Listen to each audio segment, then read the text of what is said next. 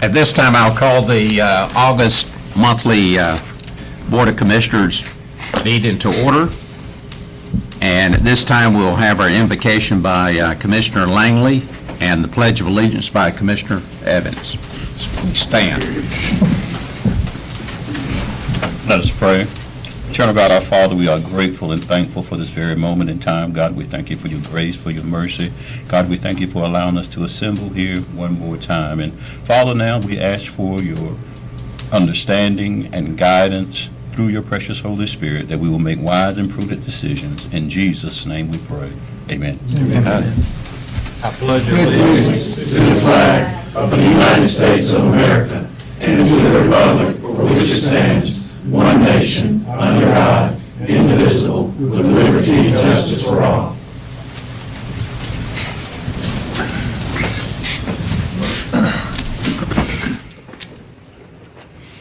ask at this time, if you will, make sure that you've silenced your cell phone.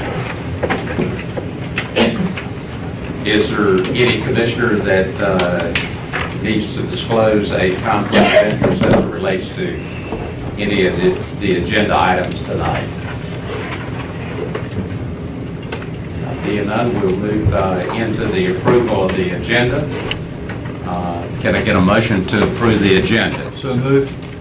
Got a motion? Second. And a second. All those in favor of approving the agenda, raise your right hand. Thank you. Tonight we have two different public hearings, and so need a motion to go into the first public hearing at this time. So moved. Got a motion, is there a second? Second. Motion and a second. All those in favor of moving into the public hearing, raise your right hand. All right, at this time I'll recognize Jamie Heath with the Mideast Commission. Jamie? The first public hearing is a proposed text amendment to the Beaufort County subdivision ordinance. This text amendment is proposed to clarify the requirement to upgrade non-conforming easements to 50 feet in width when a subdivision occurs. The amendment would read 404.2 easements, Section A. Existing easements recorded on or before the adoption of this ordinance shall be considered non-conforming and are not required to meet the requirements of this ordinance. However, when a subdivision occurs adjacent to an existing easement, if the easement serves the subdivision, the portion or entirety of the easement which serves the subdivision shall no longer be considered non-conforming and must meet the requirements of this ordinance. 404.2 easements, Section D would read, private road easements shall be a minimum of 50 feet in width and shall be recorded with the lots. When a subdivision occurs adjacent to an existing non-conforming easement, if the easement serves the subdivision, the portion or entirety of the easement which serves the subdivision must be upgraded to meet this standard. This would require providing a 25-foot easement if the subdivision only occurs on one side of the private road, or a 50-foot easement if the subdivision occurs on both sides of the private road.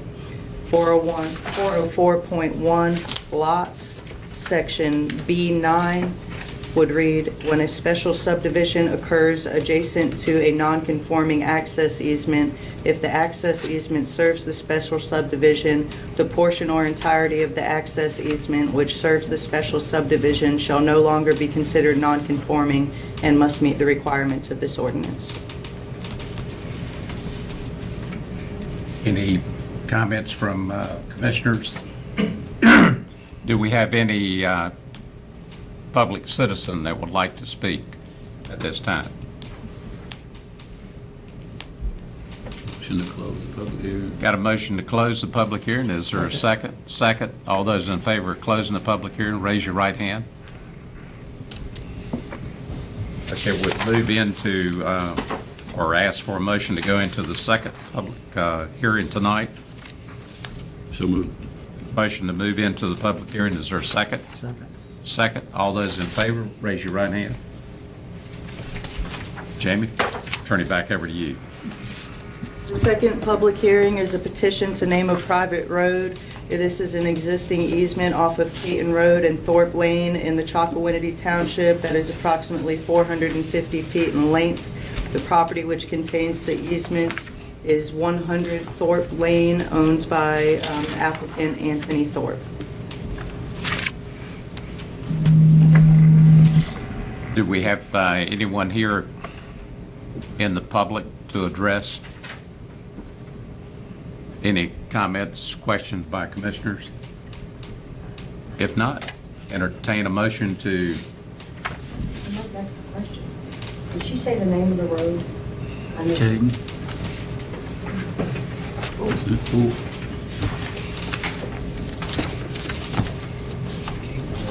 There were 3 names proposed by the applicant, with the first being Aiden Lane, the second being Marie Lane, and the third being Pearl Lane.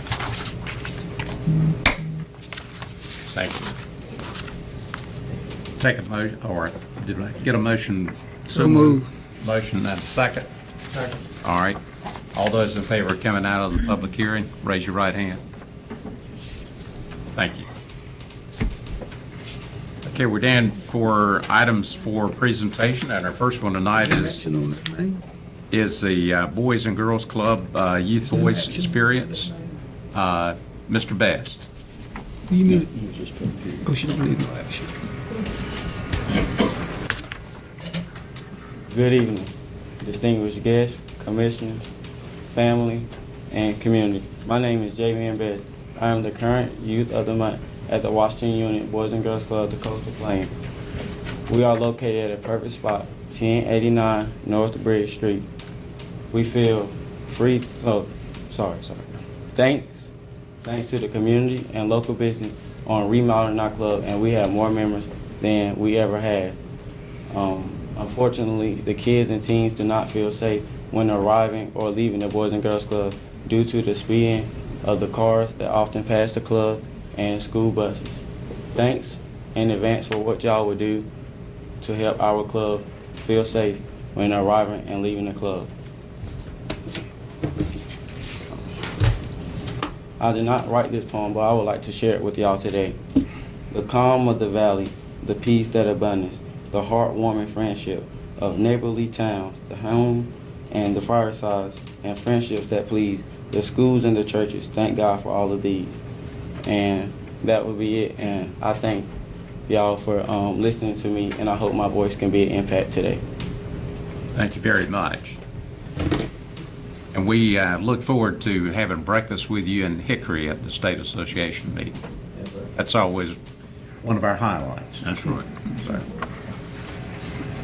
All right, item number 2 is the proposed safety improvements on US 264 near Lizard Slip. Mr. Taylor.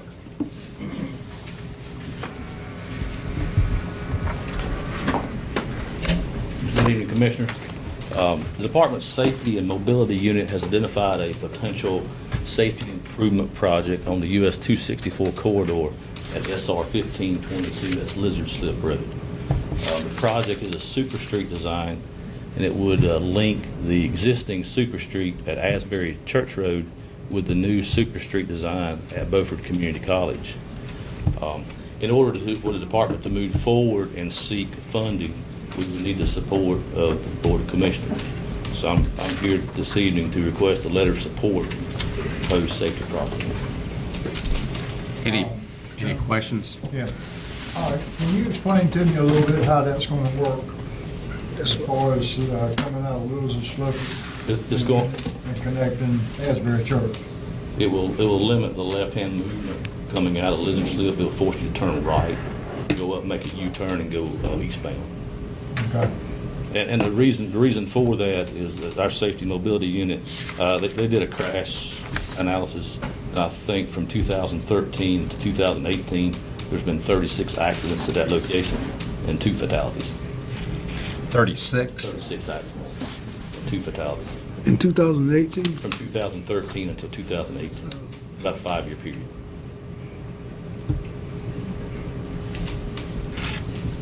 Anyone else have a question of Mr. Taylor?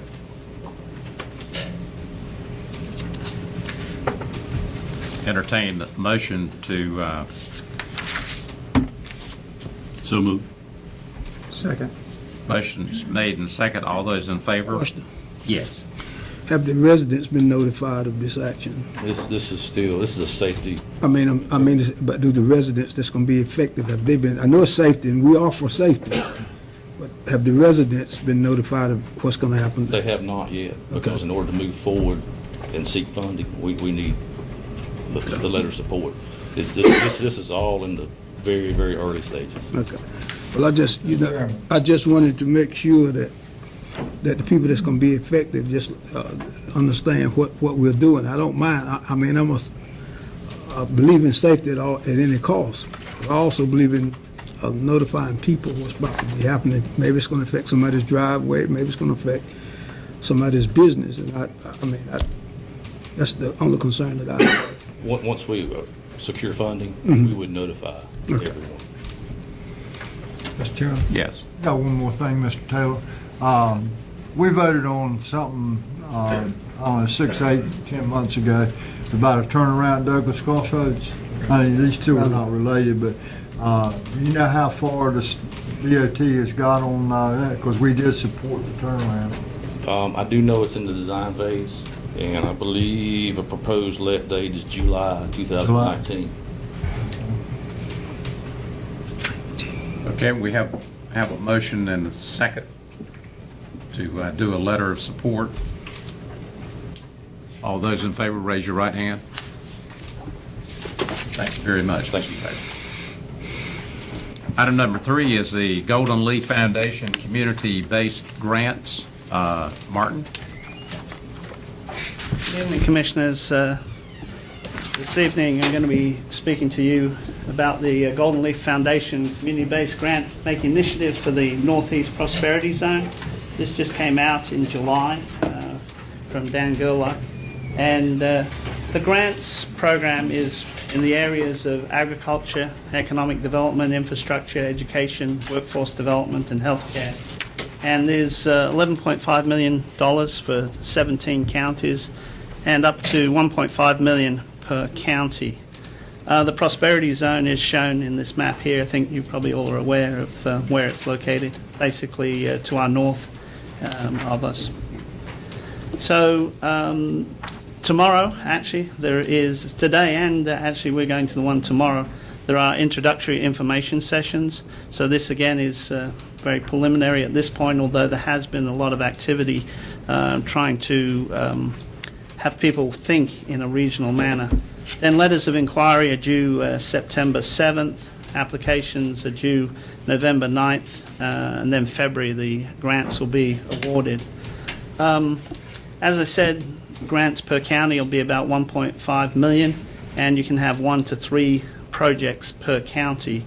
There may be a match up to 20%, but likely that will be in-kind services, but it will help in the competitiveness of the grant. And they say not all counties will receive funding for all projects for that matter. Each county will have a liaison, and that will be the county manager to put forward the slate of projects for particular counties. As I said, all the counties can put in an application, but not necessarily all of them will receive it, and regional projects will receive preference. And that's what a lot of our training has been over the last couple of months, trying to have us think in a regional manner. Right now we have, coming out of all that regional thinking, we have 3 projects that are potentially slated for Beaufort County. One is a Science, Engineering and Agricultural Academy. ECU has a project that wants to involve us in terms of micro businesses. And then there's a regional approach from Beaufort, Martin and Pitt County about workforce, particularly manufacturing workforce development. So in terms of the Science, Engineering and Agricultural Academy, we have some guests here from Beaufort County Schools. Mark Doan, who's the interim superintendent, Andrea Lilly, who's the executive director of curriculum and instruction, Wendy Pettaway. Sorry, I spelt your name wrong there. It is right? Okay, sorry, then I must spell it wrong normally. CTE director, and then Dr. Luke from the community college.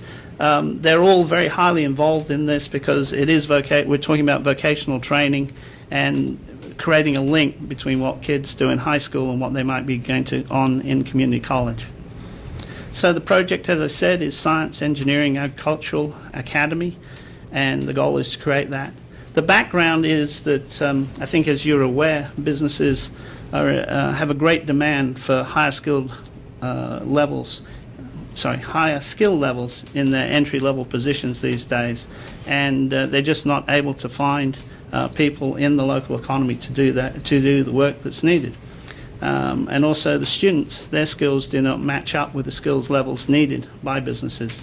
So to put this together, we need a vocational facility to match the students' training with the positions that businesses have.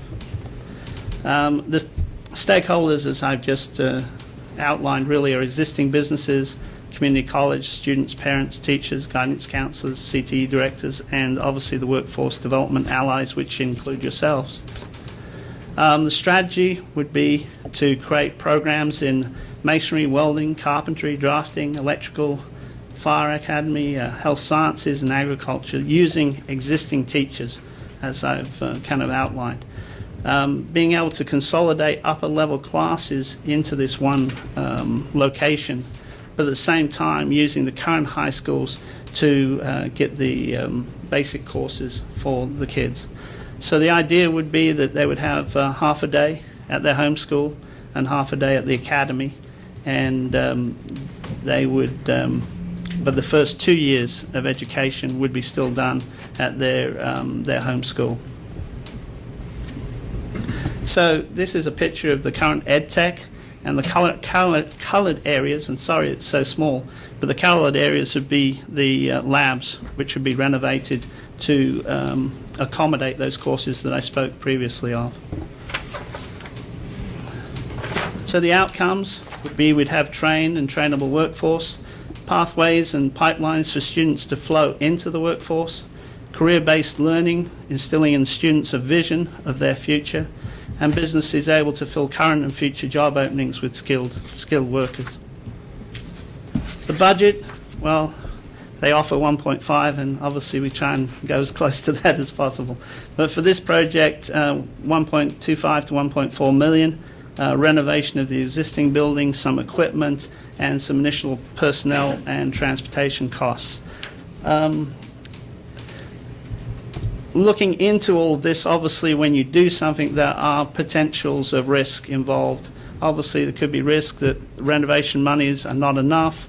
There would also be potentially an ongoing transportation cost for taking students from their home schools to the academy, and also there could be some cost for distant learning into other counties. So with that, I think given we have these esteemed colleagues here, I was hoping you may have some questions, or maybe they would like to make some comments to further explain the operation to you. No? Mr. Chairman, Yes. one is, these grants, or do we have to come up with any money on the grant?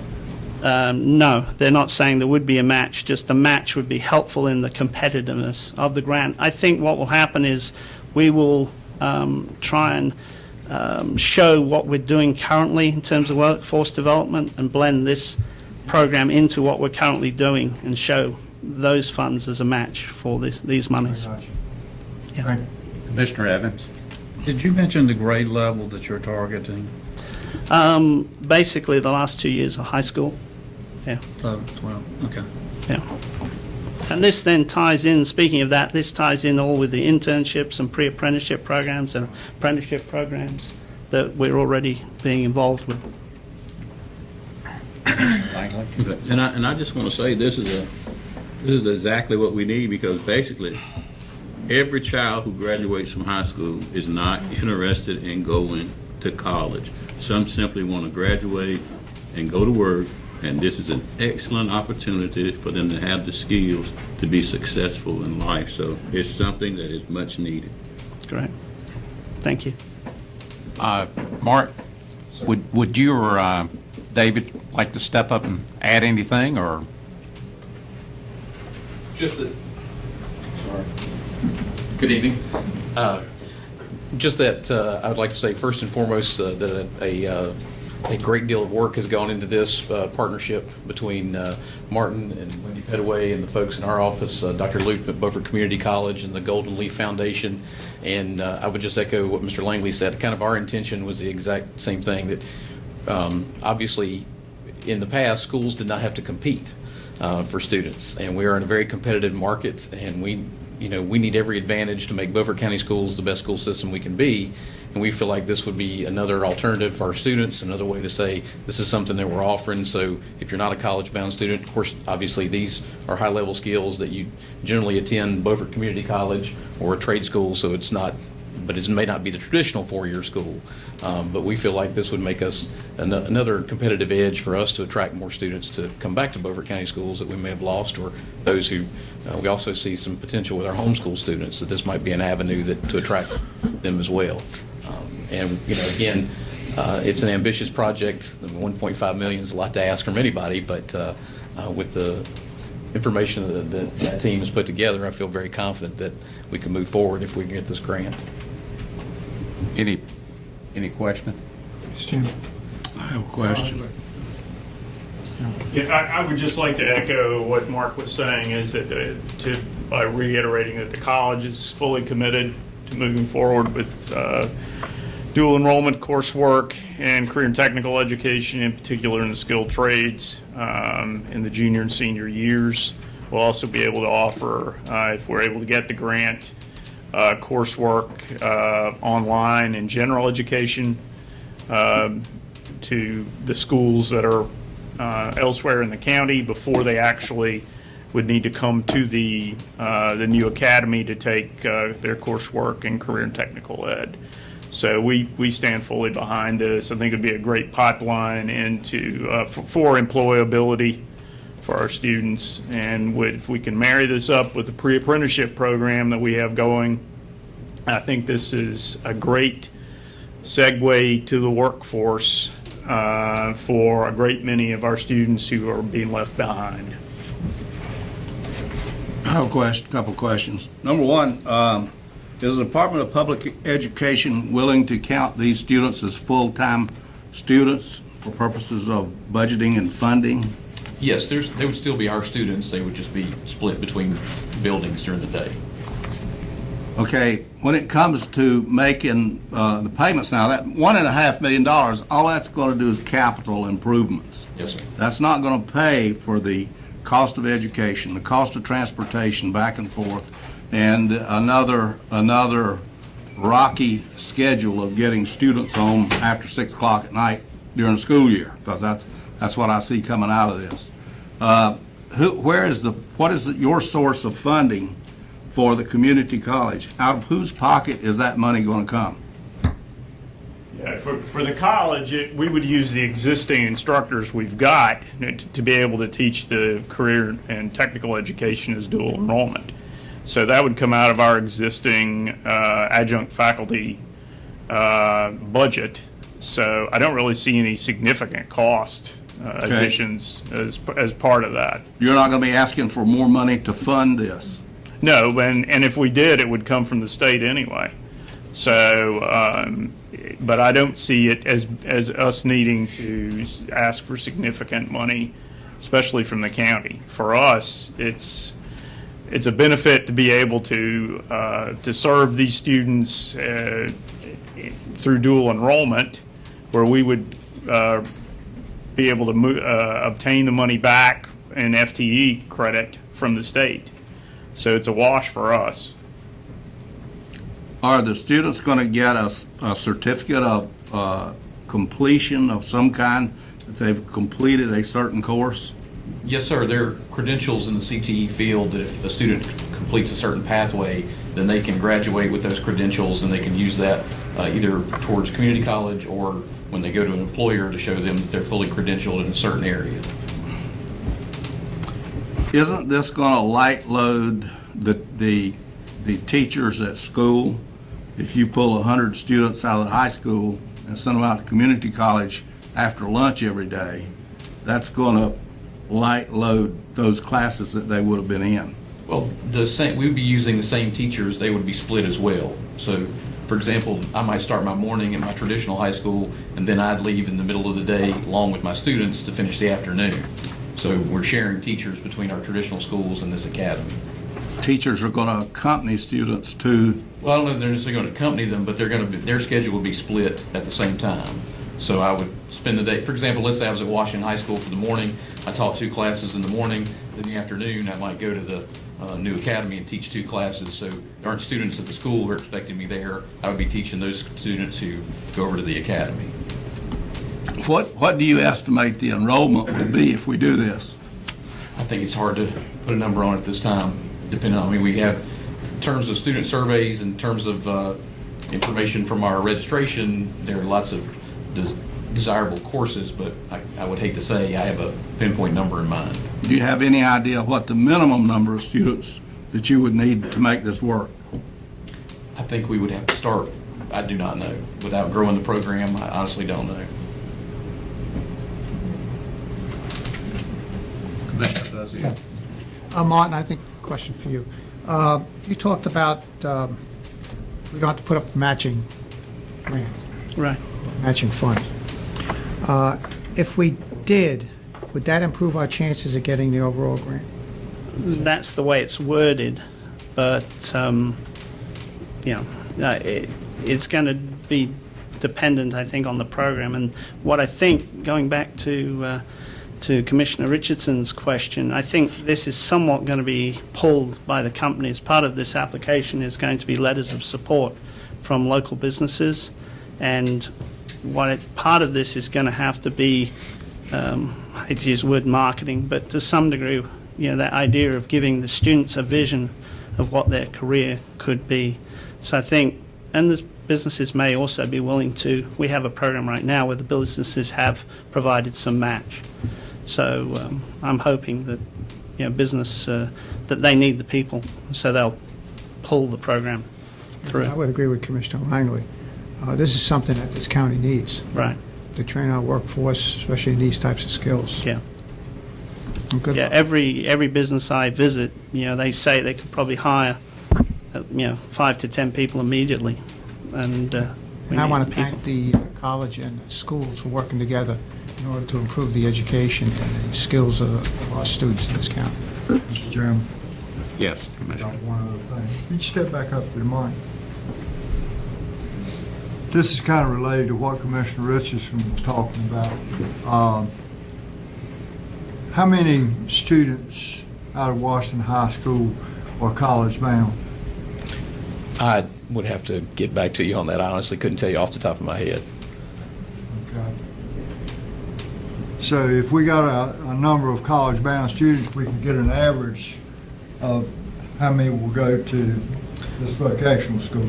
Well, I think that's one way to look at it, but you also have to look at the student schedules, transportation issues. I mean, there are a lot of factors on why students may, also how we're able to offer classes. For example, you may have students who are very interested in this. We need to make sure that we can get their basic classes, their core curriculum, as well as the CTE classes. So I don't know that that would be a good way to start, but there will always be some variables after that. Yeah, thank you. Yes, sir. That's all I got. Any other question? Martin, were you looking for action or? Well, we'll see after tomorrow's meeting when we're going to get the training. But yes, there will need to be a letter of support for the application. I just got some information about Commissioner Brin's question. Apparently about 50% say they're going to college, but maybe only about 30% 50%? but only about 30% actually make it. So you've got about 70% of the students pursue some other form of career. Martin, what kind of in-kind services, to make up that 20% matching, if there's a match, what kind of in-kind services do they look for? I'm not sure what they look for. I know what we're going to talk about. We're going to talk about a lot about, like the apprenticeship program and my type of work. And as I say, things that the businesses are doing themselves. So there's a lot of money involved in those types of transactions. And this academy is open to all Beaufort County students? Yes. North and south side? Yes. And that's where the transportation issue comes in. Because, yes, we want to make, that's the critical issue, is transporting students to the academy.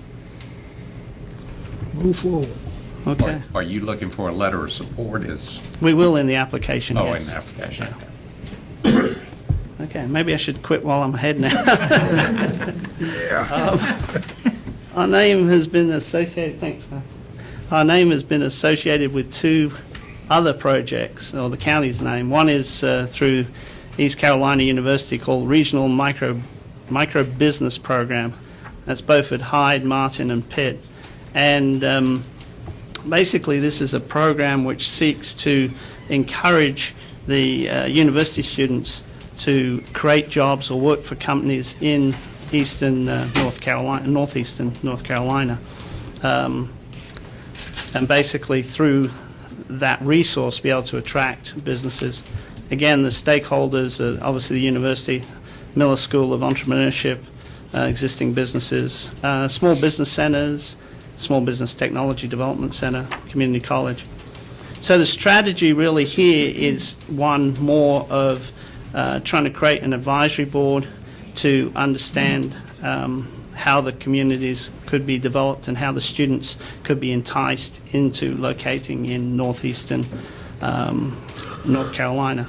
The ECU has a lot of mega data, as they call it, capabilities, but basically they could assist in defining what each community, what the best program for each community would be. Also, they could quantify the resources that are in the communities already, and then coordinate with, they have created a new, I guess, community within the Miller School of Entrepreneurship called the Horizon Living Learning Community. This basically is the idea where students are involved not only in an education, but in terms of actually getting more involved in the community in which they live, which is eastern North Carolina.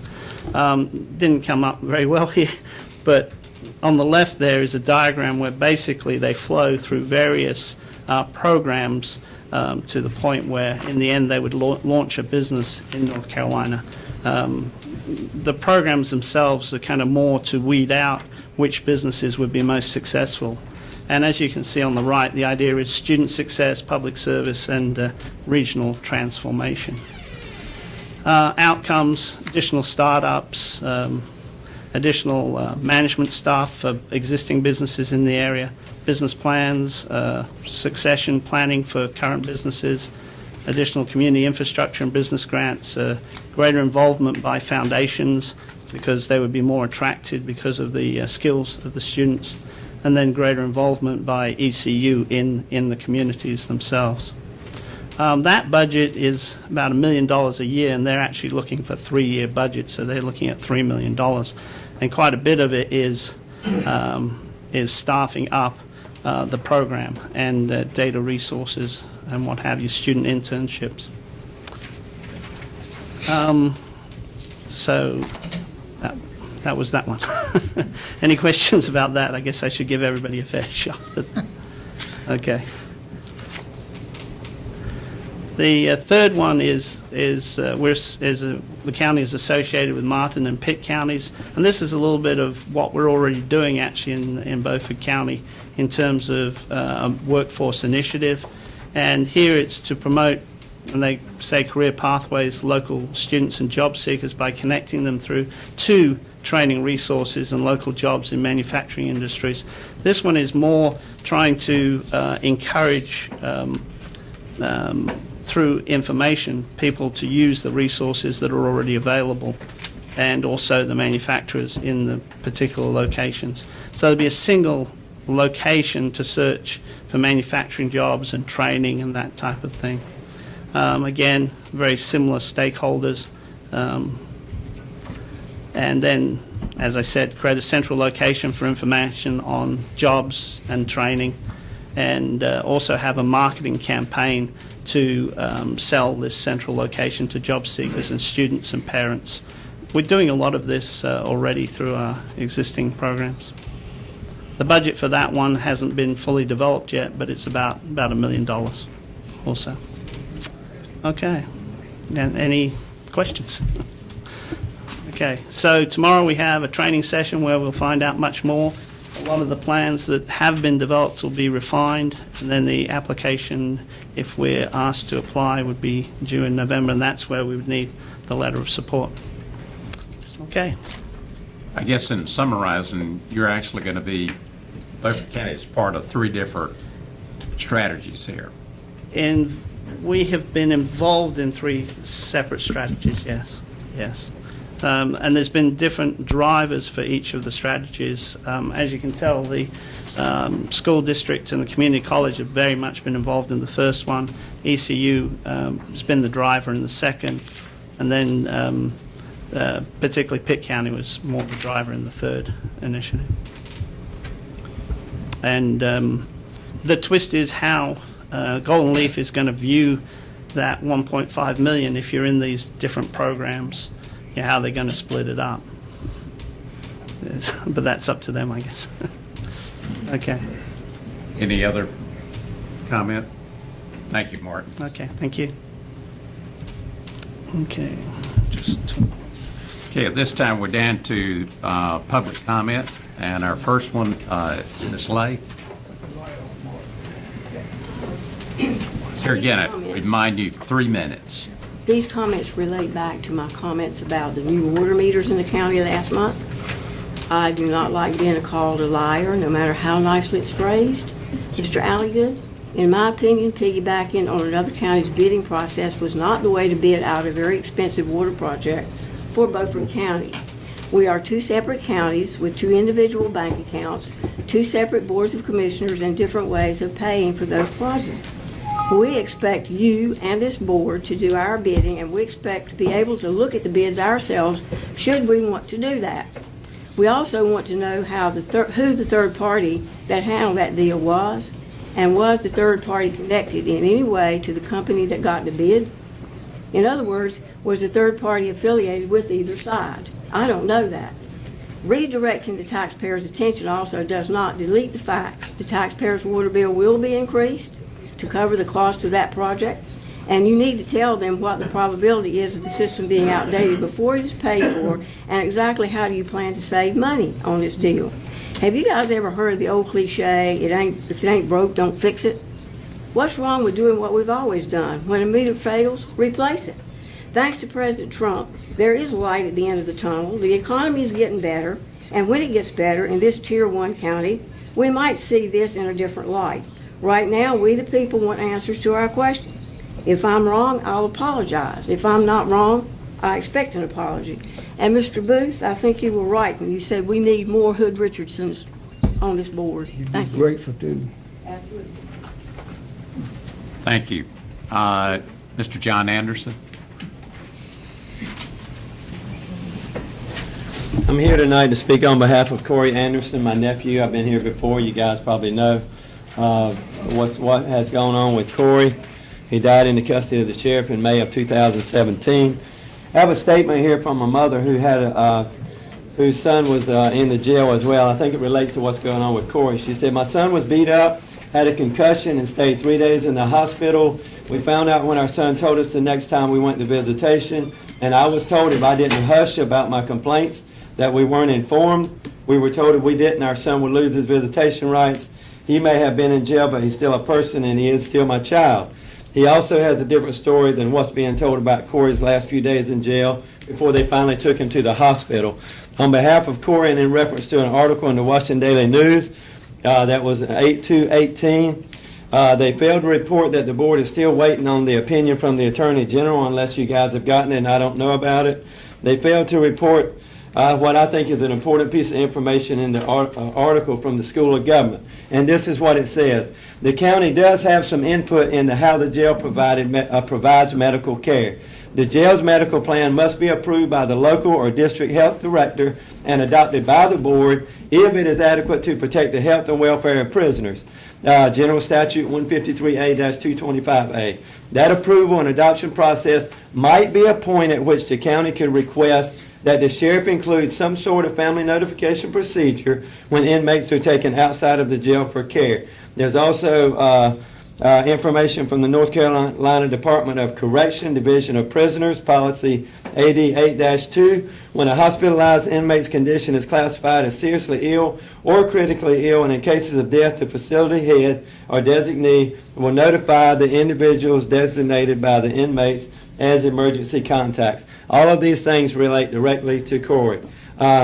We're still waiting on a response from the Attorney General. We're still waiting on the policy. We still don't have the policy. And my question to you guys tonight as a board, do you guys know what the policy that the jail has right now is when an inmate is taken to the hospital? We haven't received that from them. I haven't heard anything from you guys. I think that's a legitimate question for us to be able to answer.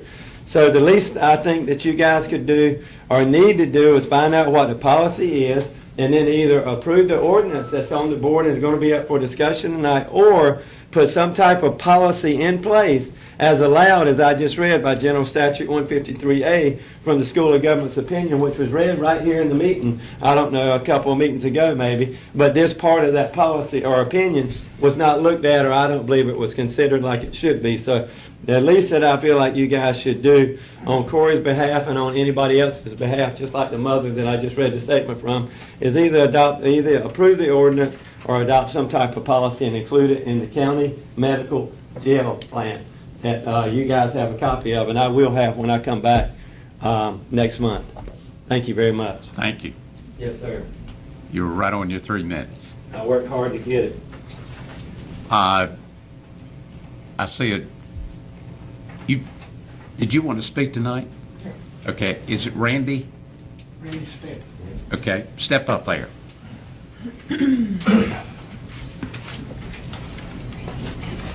I got about 2 things I want to ask. We got places down here on the water there that we can't use because the crab pots sit right in front of us there. And I wonder if y'all could do something about that. And we're paying a lot of taxes for property that we can't use. You talking about down at Havens Gardens? I'm sorry, you have to speak up. I can't hear you. You talking about Havens Gardens, those crab pots out in front of Havens Garden? No, down the river there. I've got a place down Cool Point. And they set these crab pots right up here on your pier. The grand youngins can't even swim around the pier. You can't even throw a hook and line out, you know. I think if y'all could do anything about it, then maybe pass an ordinance, you know, to where you can't put a crab pot or a net so close to your pier. Because the marine fishery says that you can't touch that crab pot and move it without getting a ticket, you know, and it's a nuisance, you know. If you go up Bath Creek, South Creek and all, they got these crab pots where you can't hardly get a boat into them, you know. I'd like for y'all to look into that and see what you can come up with. Or you can just make me quit paying this high dollar taxes on this riverfront property because we can't use it, you know. I mean, we work hard and then we pay these taxes and you work all day, you run down there that evening, you can't even use it. You can't even put your boat in your boat slip sometimes because crab pot part right there. But they got license, you know, to use the river. The river's everybody's, they claim, you know. I talked to the Marine about it and they said y'all can't do nothing about it. I feel like y'all could check into it and see what you could do about it. You know, that's all I ask, you know. Of course, you know, if you just knock all my property taxes off, I might could learn to put up with a little bit of it. And there's one other thing I'd like to ask you. I had talked to several before. Y'all went up on our trash disposal fee. I want to know why. Is it to cover Craven County? Because Craven County comes over there and fills our dump sites up and we can't use them. They're not paying the taxes, the disposal fee that we're paying. A lot of counties have stickers that if you haven't got that sticker, you can't dump. You know, you trash in the site there. I feel like something ought to be done about it, you know, if possible, you know. I mean, when you mail out our tax bills, you know, you can stick a sticker in there. You know, it'd be just simple as that. Sticker can't cost so much. Of course, now these people holler there at the trash site, and once you carry trash down there, it belongs to the county commissioner then, or the county commissioner trash? Is they making that money off of that trash or something there, you know? I don't think so. But it's an issue that need addressed. I mean, you know, I sit there on my farm, I see pickup truck go by pulling trailers, hauling trash out of another county. And if I carry my little bit of trash down there, I can't dump it because the dump's full. So would y'all please check into that for me? That's three things I would ask for y'all to kind of check on. I'll come back and ask to see what y'all come up with, maybe next month? Be a month there to talk about it. We'll give you 3 minutes next month. Okay? Thank you very much. Thank y'all. Mr. Chairman, may I respond to that right quick? Yes, sir. I will personally check into those crab pots myself. Okay. I'm retired, I got time to do it. I appreciate it. It's a nuisance there, but I don't know what the law is on it, but I'll check in, I'll have an answer for you next time. well, I believe y'all got a little bit of pool there. Y'all can't let marine fishery just run right over you. Yeah. But Get out there and get it's a shot. lot. It's a lot of people there that's putting up with this, you know, and they're getting ill about it, you know. I don't want to have to run up and down the whole both sides of the rivers and get everybody to sign a piece of paper, you know, a petition or something, if you ain't gonna be able to do nothing about it. You know. But I appreciate it. See what y'all can do about it. Thank you very much.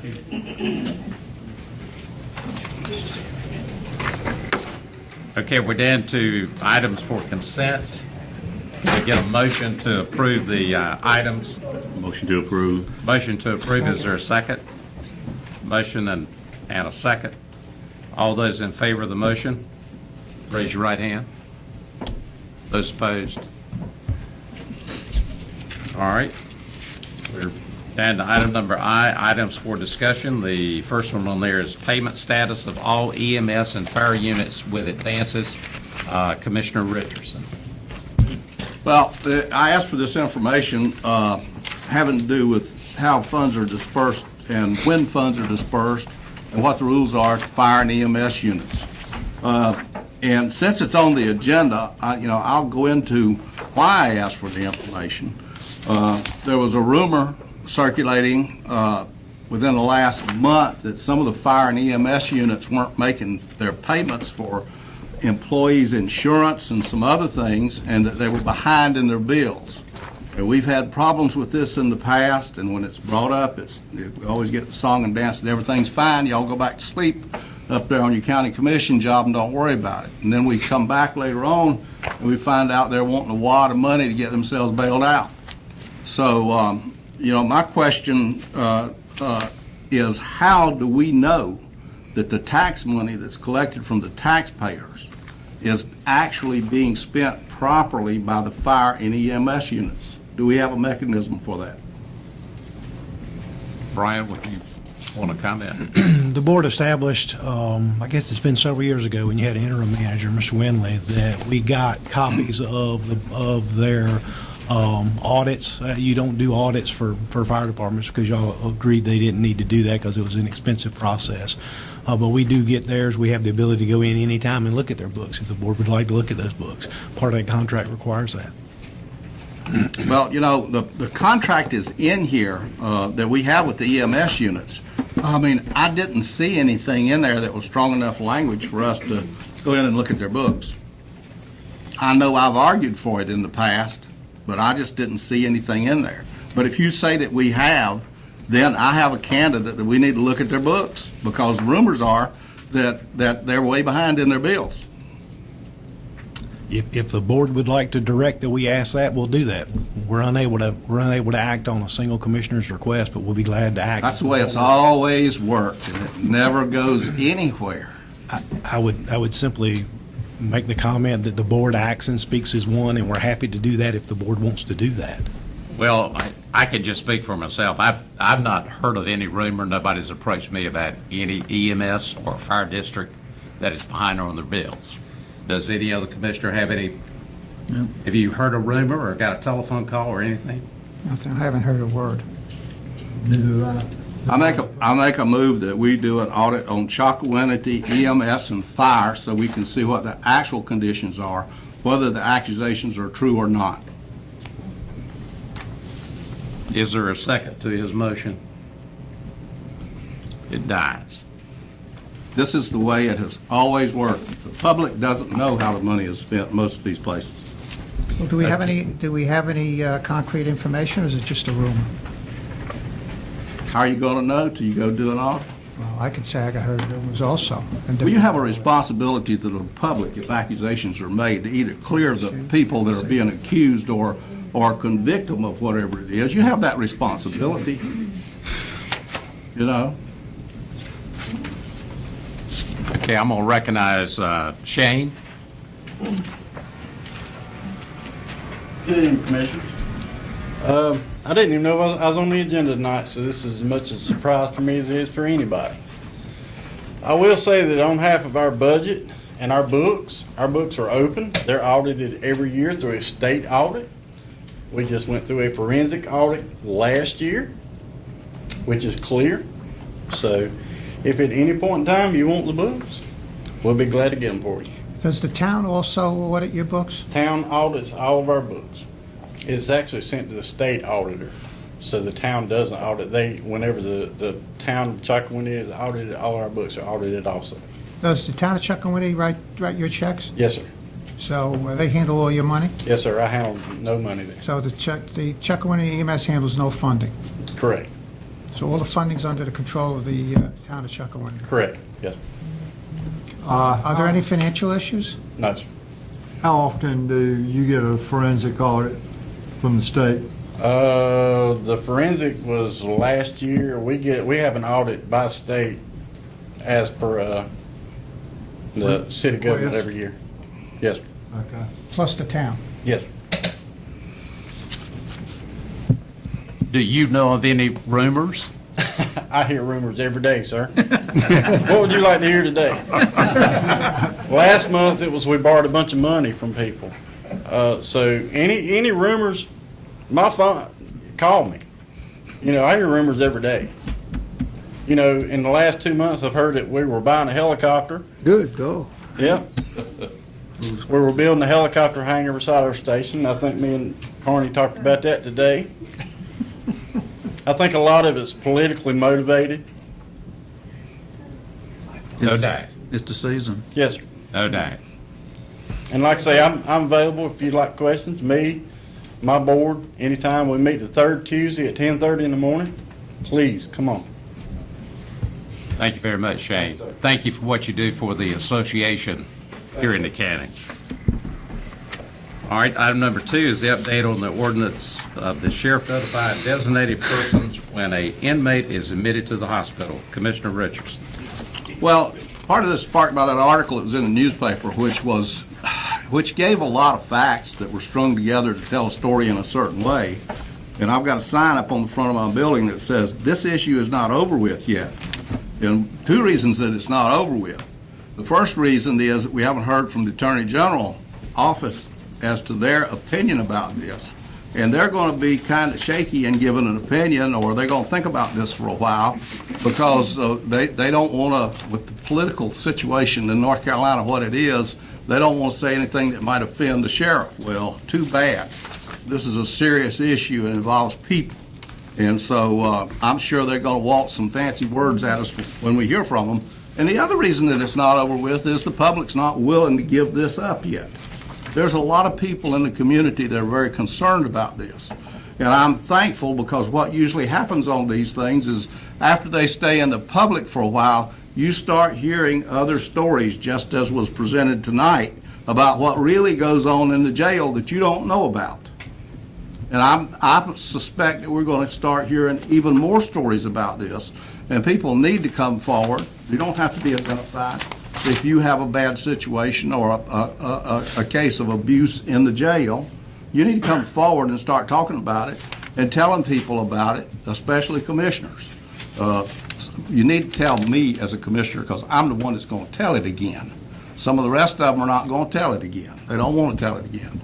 So my question to the county manager and to the county attorney is, have you heard from the Attorney General's office? No, I have not. Mr. Richardson, the letter from the Attorney General is to you, and says that he has turned this over to have an opinion. And my question, I guess, would be to you, have you heard anything? No, I haven't heard a thing from him. He apparently had my letter because he copied me on this. I sent him your letter. He said he didn't have your letter. So Well, I here sent he him says your he letter. has it. Oh, he has it because I My sent it to point, him. Well, I sent it to him also, and I sent you a copy. Well, he didn't have the one you Everybody sent. up there He didn't have the one you sent, but he has the one I sent. Well, he apologized for the delay, and he recites in here what he understood that the facts were, that is, relating to notification of third parties when a county jail inmate is taken to the hospital, which is the issue here, I think. I am asking one of our attorneys to research this matter and prepare an advisory letter in response to your request. That's your request. So I've not heard anything. Now, we did have, was it 4 other responses? 3 others, anyway. 3 other responses. And they were all that, to the effect of what I originally told you about this. Well, as a manager, have you heard anything? No, sir, that wasn't what I was. All right. Well, this will be on the agenda again next month. Has anyone else heard anything? Nobody from the hood? You guys in the loop? No. No. Okay. Well, I'll tell you, I made a statement here 2 months ago that if we found out that it was legal and we had the authority to make the sheriff notify the hospital or notify the people that are in the hospital, that I will make the motion myself. But everything that I've said, everything I see, everything I read right now indicates that we do not have the authority to do it. And if we were to make an ordinance and pass it amongst ourselves, it will probably wind up in a lawsuit with the Sheriff's Administration. So we have to be very careful how we do this. If we do it, it's got to be totally legal. We can't go out on a limb and say, this is what we're going to do regardless. It's got to be legal. Well, I believe it's a requirement for the state employees to do that. So I would think that if the state employees have to make notifications, certainly county, and didn't y'all give a big speech in here last month about how you're subordinate to the state and all that kind of stuff? Well, I would think if the state has to do it, that your subordination puts you first in line to also have to do it. Any other comment? Yeah, I wanted to say something. I understand from what the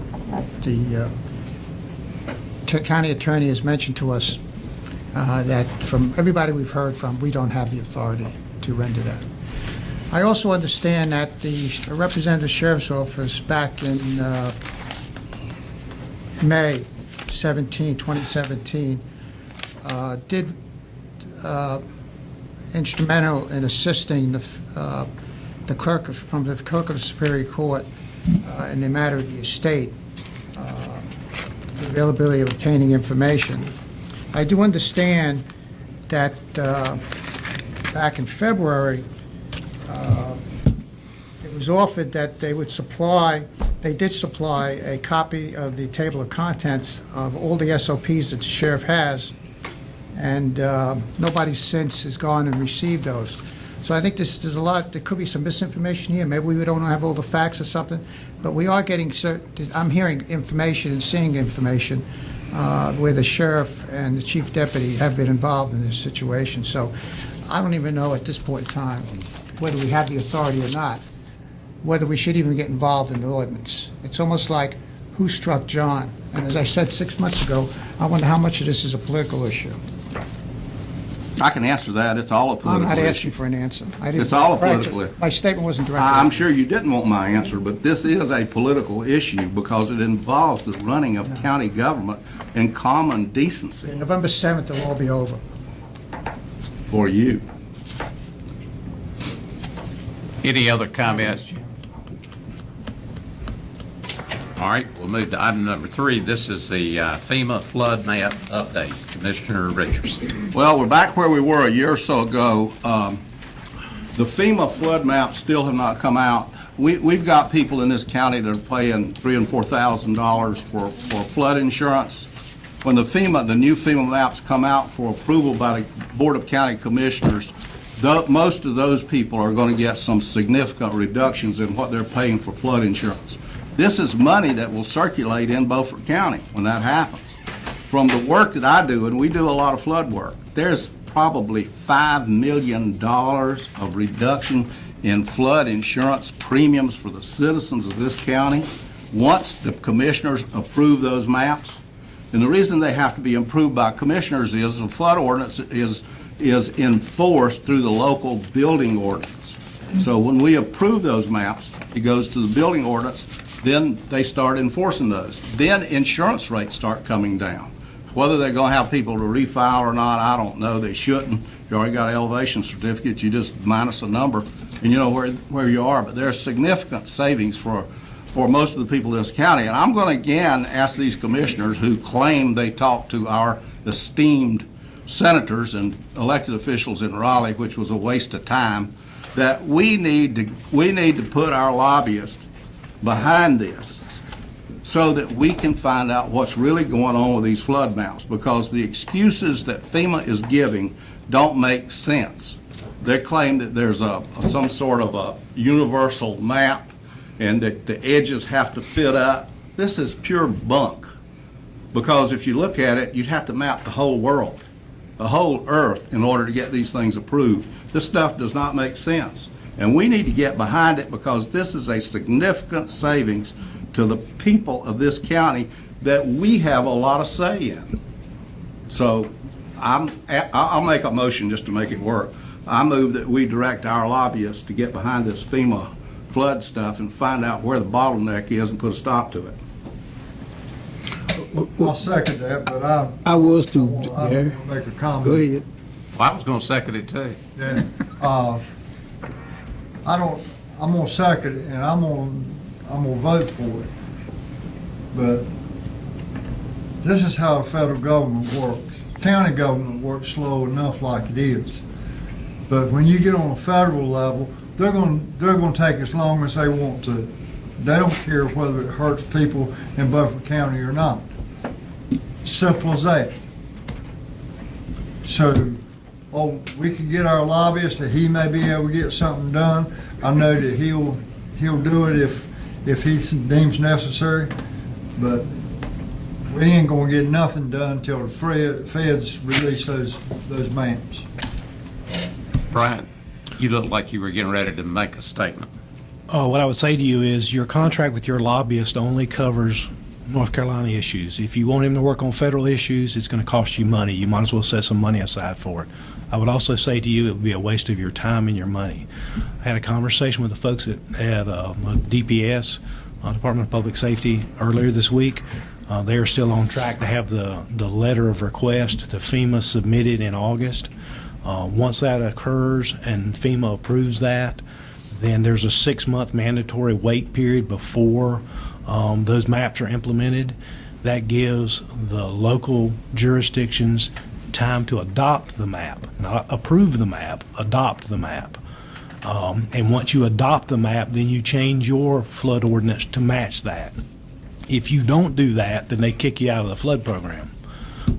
So we're still on track, as was the original timeline, to be the first quarter of next year for that to be final. Brian, how can this not be a state level process? It's a FEMA program. It's a federal program. I understand that, but it's got to go through the state. It comes from the state up to FEMA. The state does most of the work on it, and they submit it to FEMA, and then FEMA looks at it. And if there were any comments or complaints that were made during the hearing period that was put out there, then they looked at those and made adjustments, and they made some adjustments. I mean, there were some folks who submitted some things, some adjustments were made in some of those maps. It is now at the point where all that's been cleared, and they're waiting to submit that. Again, it's my understanding that sometime in August, that map, that letter, that request for letter of final determination gets submitted, and then they would say, it's good to go, and you go into a mandatory 6-month holding period, which allows everybody to get done locally what needs to get done. It allows you to adopt the map. It allows entities that may not have a flooding ordinance or whatever they need to do to get their ordinance in compliance with the new maps. That gives you the opportunity to get all that done. Once that's done, after that 6-month period ends, the new maps go into effect. And like I say, if you don't do that, then they kick you out of the flood program. You can't get flood insurance. So you pretty much got to do it. All right, well, this is August, then we're going to get the letter this month. They're submitting the request this month. And what they say is once that happens, you go into a mandatory 6-month hold period to get all this stuff done locally. And then once that so if they said tomorrow you got the letter back, then you would wait 6 months, and then at the end of that 6 months, then it becomes effective, and all the rates can change then. Well, but it's like a journey of 1,000 miles. It begins with one step. We don't get this first step going. The sooner we get this first step going, the sooner we're down the road. I think that the state, they've sung this song to me before, and it doesn't make sense. The maps were supposed to give you an idea of what's going on here with the foot dragging. It was 2013 that the maps were supposed to have been ready and approved. 2013, they could do the studies, give them a year to do the study.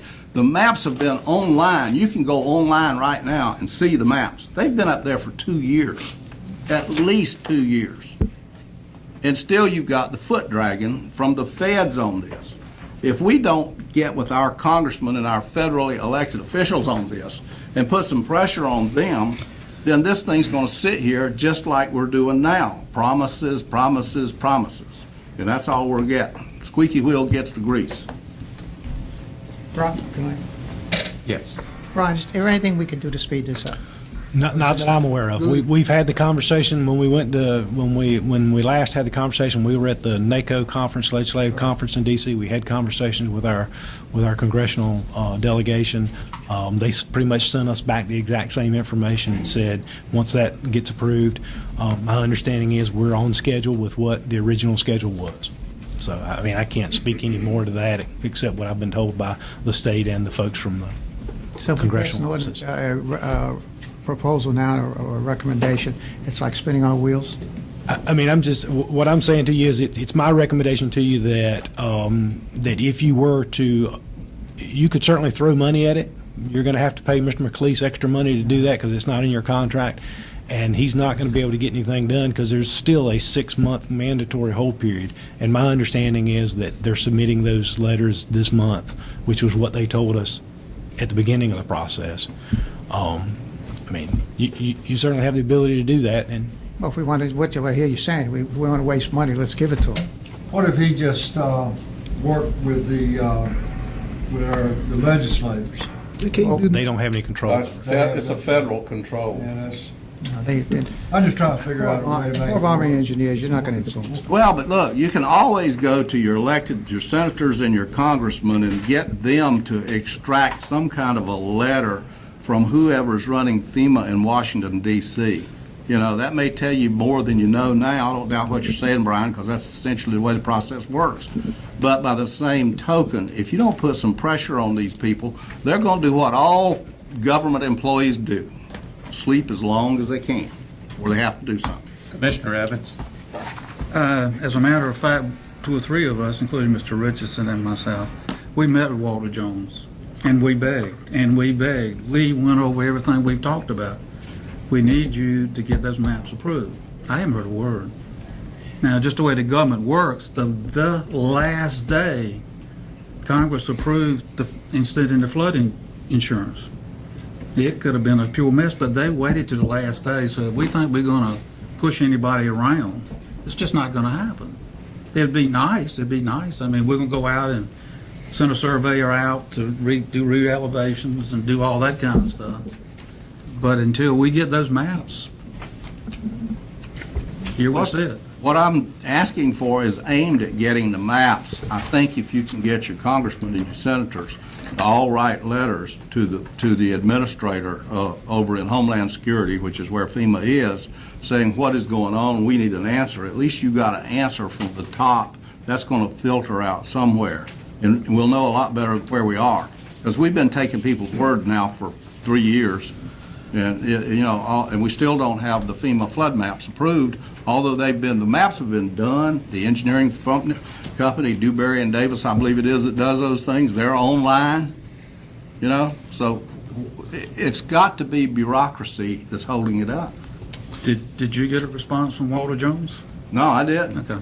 What I'm advocating, Jerry, is that we actually do something by asking our federal officials to go to FEMA and get a letter from them about what the status of this project is. What's wrong with that? We did ask him that. Well, why don't you rescind that motion and make another motion that we do that? Well, I can. Whatever the board's willing to approve is fine with me, that we make an inquiry of our federal elected representatives in Washington, D.C., that we get a letter from FEMA, not North Carolina, but a letter on a federal level describing what the status of the approval of the maps is and where we are. Now, that letter has to be sent down the line. People have to know that people are asking questions when this happens. Sitting here and doing nothing is not going to get you anything, because so far it hasn't gotten you anything. Well, it's just like Jerry said, and I agree with you, Hood. We need to get it done. But it's like Jerry said, you, myself, and Jerry went to Congressman Jones' office. The other commissioners went to the senator's office. Yeah. They were told, he told us at that time that they would get together and write a letter to FEMA and securely push this along. Did they? Did you get a copy of a letter? I don't know what, I didn't. You're right. You're exactly right. Walter directed his chief of staff to do this. Well, it hasn't been done, guys. What do? Do you lay down and die? No. Or do you go back to him and say, look, Walter, you didn't do what you said you were going to do. What is the status of this? That's all I'm asking for. You guys are sitting around here making excuses to do nothing, which is very typical. We're not making excuses, but we're not calling. Well, do something then. Vote for my motion. I ain't voting for nothing you gonna do. See, this is what your problem is in Beaufort County, is this kind of contention from people who are not willing to represent you, but they tell you that they're on your side, and you just vote for us. We're the greatest people in the world, but they won't do anything to help you save your money. I'll make a motion that we send a letter to Senator Tillis and Senator Byrd. And Congressman Jones. No, you need to put the congressional And Congressman Jones. voice in it too. Will you amend that? Well, not John, well. Would you amend that, Mr. Buzzio? Would you also amend that? Since we already have a motion that's been approved in a second, why don't we back up? Mr. Chairman, amend Had it. to rescind his motion first. Just amend it. Would you agree to amend? I'm willing to do whatever helps the people of Beaufort County. I'll amend my motion to fit Commissioner Buzzio's motion. Okay. And add the congressman. Add the congressman, and who's the congressman south of us? We need to get him too, all the way down to Two Wilmington. senators and all the congressmen in the state. Yeah, okay, that's fine, that's what we want. Okay. Second. Who has seconded the original motion? Did you No, second it? Buzzio. I seconded it. I made the motion. No, I seconded No, the first motion. He's agreed to put yours in, yeah. Oh, okay. Just We're vote. consolidating. The manager will know which legislator to send it to. All right. You hit it. Mr. Chairman, we actually did send a letter. When we came back, we sent a letter, and we got an email response. I forwarded that email response to all of y'all. So there's been response from them. If you send them a letter now, what FEMA will say is, we haven't received the request yet from the state, because the state hasn't yet filed the request for the letter of determination. Oh, now we're getting somewhere. It is going in this month, is what the folks at the state say. Well, what's their problem? Why are they dragging their feet? Because they've got 100 counties, All I right, guess, to do. let's go back. We've made progress in this. Mr. Chairman, I'd like to vote on the motion, and then I have another motion. That's when he sent it out. Okay. Would it not be nice if we put in the letter that we just talked about, that it's in process? Will you please follow up on it? Well, I wouldn't put it's in What- process. I'd ask what the status is from the federal end. Because if the request hasn't been made, they're gonna write you a letter back and say, we haven't heard anything from the state of North Carolina. Gee, we're making progress now. Okay. You don't need to give them the answer to the question. Katie, do you think you can, No, you can't? no, she can't. I move that we make a strong inquiry, Commissioner Buzzio, you see if you go along with this.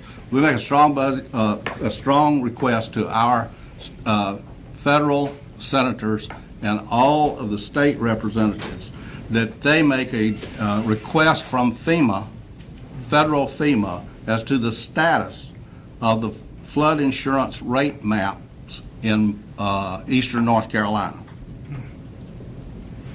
Before I second that, I just want to ask Brian a question. Should you have a follow-up discussion with the state before that letter? That's the motion, that's coming after this. I have had a That's why I said follow-up I've conversation. I got a better motion than that after this. I'm not sure whether I got an email from Commissioner Richardson or whether I got an email from you or Commissioner Bryan From me? last week. Yeah. And I sent that email to the Yeah. state, and they followed up and said, we still haven't sent it, it's going this month, and then there's the mandatory 6-month period. Well, I'm ready to vote. All right, all I those think in y'all favor? have that. You want, Yeah, you need to second. Second that. All As right. long as, but I'm going to rescind my second if I don't like to second it. Oh, well, no, you can't do that. You cannot unring the bell. Once this thing's you can through. make another motion. You're gonna like my I got a next question. motion after this one. I can tell you that now. Can I ask the manager a question? Yes. Regardless of what we do, that 6-month period got to be. gotta stay. It got to stay, right? Yes, that's So regardless, if we send Mr. Richardson to Raleigh to talk to Burr, Tillis, Yeah. Jones, or Holder, nothing gonna change within 6 months. Well, yes, once the letter gets submitted by the state to the feds, then there's a 6-month period in period. which you will have to wait to get That's everything. mandatory, isn't it? Yeah, Yes. that's mandatory. If you never It'll be start, 6 you're never months. gonna get there. All right, all those in favor of the motion, raise your right hand. My next motion is, since we've determined that the bottleneck is in the state of North Carolina, that we ask our lobbyists, whom we are paying, to get on this and get us a good answer as to the status of the situation in Raleigh and what the bottleneck is in Raleigh, because there's a bottleneck in Raleigh, based on what we think now. What we've Yes. been told is it's being submitted. I mean, I have a follow-up listed on my calendar. Call them at the end of this month. Well, let's put McLeese on this. We're paying him? But that may disrupt everything. No, it won't. No. It's the Bass Night rule. I'm happy to With call some the lobbyists, we're gonna give you what you want to Okay. get you out of our office. All right, you've heard the motion. Is there a second to the motion? Second. Second. All right, any discussion? Let's vote. All those in favor, raise your right hand. Those opposed? I'm against using the lobbyists. All right, It's going to, well, first of all, we pay him almost $50,000 a year, and he doesn't do anything for it, so maybe. Well, he getting ready to do something now. He wants to do something. You gotta do something. We may disrupt the conversation Brian's had with the state. No. okay, we're down to item number 4, mail-in tax bill update. Is that Commissioner Richardson? Well, I just want to ask the tax administrator, when are these things gonna be mailed? Mr. Chairman, I presented this last month, and I said 13th through the 17th. That's next week. We plan to mail the tax bills out. We're on schedule. We should know we deal with the NCPTS, Farragut, and South Data. If they have a bottleneck or something happens there, we can back up a day or two. Farragut knows that we want to mail bills next week. South Data knows we want to mail bills next week. So it could be as early as next Wednesday, it could be as late as Friday. We hope it out, so next week, the following week, people will have their tax notice. Thank you. All right, item number 5, solar energy facilities. Commissioner Buzzio. Yes, thank you, Mr. Chairman. To the members of the board, I just want to bring up a few items associated with the solar facilities. I do recognize we have a committee working on updating the ordinance. So I'm not talking about impacting the owners to do what they want with their land, but I just want to bring up a couple issues that we need to be aware of as a county. One of the things that is problematic is that some of these panels are made with perfluorinated alkylated substances. They refer to them as PFAS. And also they're used in some panels, the fluoropolymer Teflon film, which is included in components of solar cells and panels. I'm sure you're aware that chemical manufacturer Clemmoor's down in Fayetteville has contaminated the Cape Fear River with these chemicals. And the state is doing a study of the contamination in the water, Cape Fear River, and also by collecting alligators and different kinds of fish and see if they're contaminated with Gen-X. And Gen-X is through the process with the fluorochemicals, you could end up with Gen-X. EPA now is doing some studies on Gen-X and the fluorochemicals, which they haven't done in the past. And Gen-X, which is very close to a chemical called C8, where Chem was fined about $670 million back in 2017. And C8, and this is the only information they have, and they're trying to see whether Gen-X is similar to it. C8 was linked to kidney and testicular cancer, thyroid disease, hypertension, and other health problems. So in your packet is a paper, a research paper that I wrote with references to it, and then different articles that I pulled out that deal with Gen-X and the possibility if it contaminates our water supply or our ground level, if it will, or if those panels will be used in Beaufort County. And I think one thing we have to be concerned about, or not concerned about, but get some assurances from the solar energy facilities that what type of chemicals are going to be utilized in those panels. Some panels are not made with these fluorochemicals, and some panels are made with them. And I think that's some of the things that we need to look in to try to ensure ourselves. The other thing is as we're aware, and this goes along with the resolution we passed earlier, as the state we used to give a tax abatement, the state cut it out, but they pushed it down to the county, and we're giving them an 80% tax abatement. So the chairman brought that up, and hopefully our association will look at that as a priority with the state, so it's not costing our taxpayers money. And as more and more solar facilities are built, the loss in revenue to the counties becomes higher and higher. So those are the couple things, and I don't want to take up too much time, but the residents of the county can read all these attachments. There was also a study done back in 2013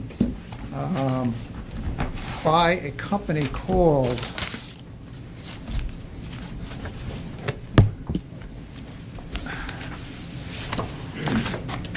It was prepared for a number of citizens back in Denver, North Carolina, and it was done by Fred Peck and Associates, and it shows the impact of solar energy facilities on land values. But rest assured that the committee put together by this board to look at the ordinance of the county is taking this into consideration, and some of the things that hopefully that we'll put in place on these on these solar energy facilities. Like I said, when I started my discussion, it's not that we want to stop them. It's not that we're going to put in stringent controls, but it's some controls in order to make sure that we have some control over the type of panels they use, so we don't end up contaminating any of our land. Thank you, Mr. Chairman. Mr. Chairman, I would like to make some comments on Commissioner Buzzio's report. you know, let me say this to begin with. I strongly support and I'm going to vote for the tax resolution because we're getting taken advantage of there. I think the really horrible things about this for the public is what the government has done. This all, to be political about it, this all came out of the Obama administration, and the carbon footprint and all of that stuff is where this stuff originated. And what they did was they put great tax benefits on people who were willing to invest in this, to the point that people that had a lot of money couldn't afford not to invest in it because they're getting all their money back plus a profit. And the thing that Commissioner Buzzio's report points out is how inefficient solar power is. It only works 5 or 6 hours a day. So while you think and plus the state has allowed the solar companies and the power companies to increase your power rate based on what it costs them to produce solar and wind power. On and on this thing goes. The public is getting abused, the pocketbook, like you would not believe it. That's the horrible part of all of this. The part that I have a little bit of a problem agreeing with or disagreeing with is the Gen X stuff, because the studies have never been done to see how this impacts human or mammals. And people, you just don't know. So when people are telling you it's bad stuff, wait until the studies come out, because they're probably not going to show what people would like for them to show. And I'll tell you one reason for this. Teflon. All of that nonstick cookware you've got in your house, if you believe the Gen X stuff, you need to go home and throw it all in the garbage, because that's what Teflon is. So wait until the studies come out. Wait until you see, before this is over with, what the impacts are. And Mr. Commissioner, Mr. Richardson, that's one of the studies they're doing now. It's going to be interesting to see what comes up in the fish and alligators. Yeah. You have And the fluorochemicals have been taken out of the Teflon after they paid $670 million in penalties. Oh, have they? Okay. Yeah. you have Well, any- it's Teflon any family. date on when that study will come out? No. Years. It'll be The years. state's doing that one, and the EPA Right, is doing other studies. Okay, gentlemen, get Commissioner Evans. I noticed 3 members of the board went to a solar panel meeting when we were at the national convention. It was pretty interesting to me. It seemed like west of Mississippi pretty much is going through a big drought. And Utah, Arizona, California, Washington, part of Oregon, we're talking about, that's big business for them. They're big into any renewable, whether it's wind, solar, and all that. But they were talking about, again, the farmland is such a drought. There's no way to really raise any crop. There's no way to really feed the cattle. They're getting somewhere between, it seems like the average, some $375 to $1,000. They went through, is there any hazardous material in there? I think anything that goes to California, I think it's pretty safe to say there's not, but they give us a lot of data. The other thing that we've talked about in here is a bond and irrevocable local letter of credit and all that kind of stuff. And if we actually heard the flip side of that. Are we going to start charging Walmart a bond, so if they up and leave in 20 years, we have to go out there where they set paint thinner? So it says be careful on some of this stuff, that if you treat one way, you can't try and treat somebody else different. But we heard, I've gone back and listened to the audio 2 or 3 times, and it was more positive than a lot more positive than it was any kind of negative on that. But you were in the same meeting, and so was Gary. Well, it's pretty much the same that we've heard. Yeah. The only thing that came out of that was the fact that all 50 states are doing the same thing that we are here in North Carolina. And it really falls down to the local government. Nobody's addressing it at the federal level or the state level. As a matter of fact, if I understand it correctly, the IRS, the federal and the state tax credits are gone. The only tax credit that's left in North Carolina is this at the local level, the ad valorem tax. If I may, Mr. Chairman, Senator Bill Cook put a bill in, and the solar energy lobbyists are so strong that the building go anyplace. And he was going to do it over 4 years to do away with the 80%. And the other thing you should be aware of, that study I referred to, one county had to lower their assessed values around the solar facility by 30%. That's how much the property values dropped. And when you read these documents in here and you begin to see the other side of the story, and the argument about, well, a Walmart and a solar facility is quite different. To the one estimate that I've seen about removing a solar facility, let's say 600 acres, if you're going to decommission it, just the panel alone is $2, plus transportation, plus cost of removing the stanchions that they sit on. So to deactivate a 600-acre facility today could probably cost you about $1.5 million. So if these corporations, which are LLCs, and every 3 to 5 years they change LLCs, when it gets down to the life of it, whoever rented the land or the place walks away from it, the county ends up holding it, and the county is the taxpayers. So these are things that you have to take into consideration as a county. One final, not wear blinders. One final point on that. Again, what they're saying is they've done it enough now. All of that's negotiated up front. Secondly, they actually are taxing on personal property. That's what they're treating it as. They're not treating it as the land. This is the value of it, so it's actual personal property. Well, the land value also goes up if it's on a lease. So both of them. The only, and the Ag Steering Committee at the state level, state association, we've had experts in there, and the only thing that we've been told at this point in time that's proven is zinc builds up and you cannot grow peanuts. And that's the only thing we've been told. Other than that, we've been told it's environmentally safe. Also, though, that is true about the peanuts, but you have a chemical that you can put back in the soil that will do away with it, and then you could grow peanuts. Right now, peanut acreage is down because of price, so I'm not sure that that's going to be it. It's not, we have very few peanuts in Beaufort County. Not a lot of people want to grow peanuts. Yeah. We're a little past 7, so we're going to take our break, and we'll be back in 10 minutes.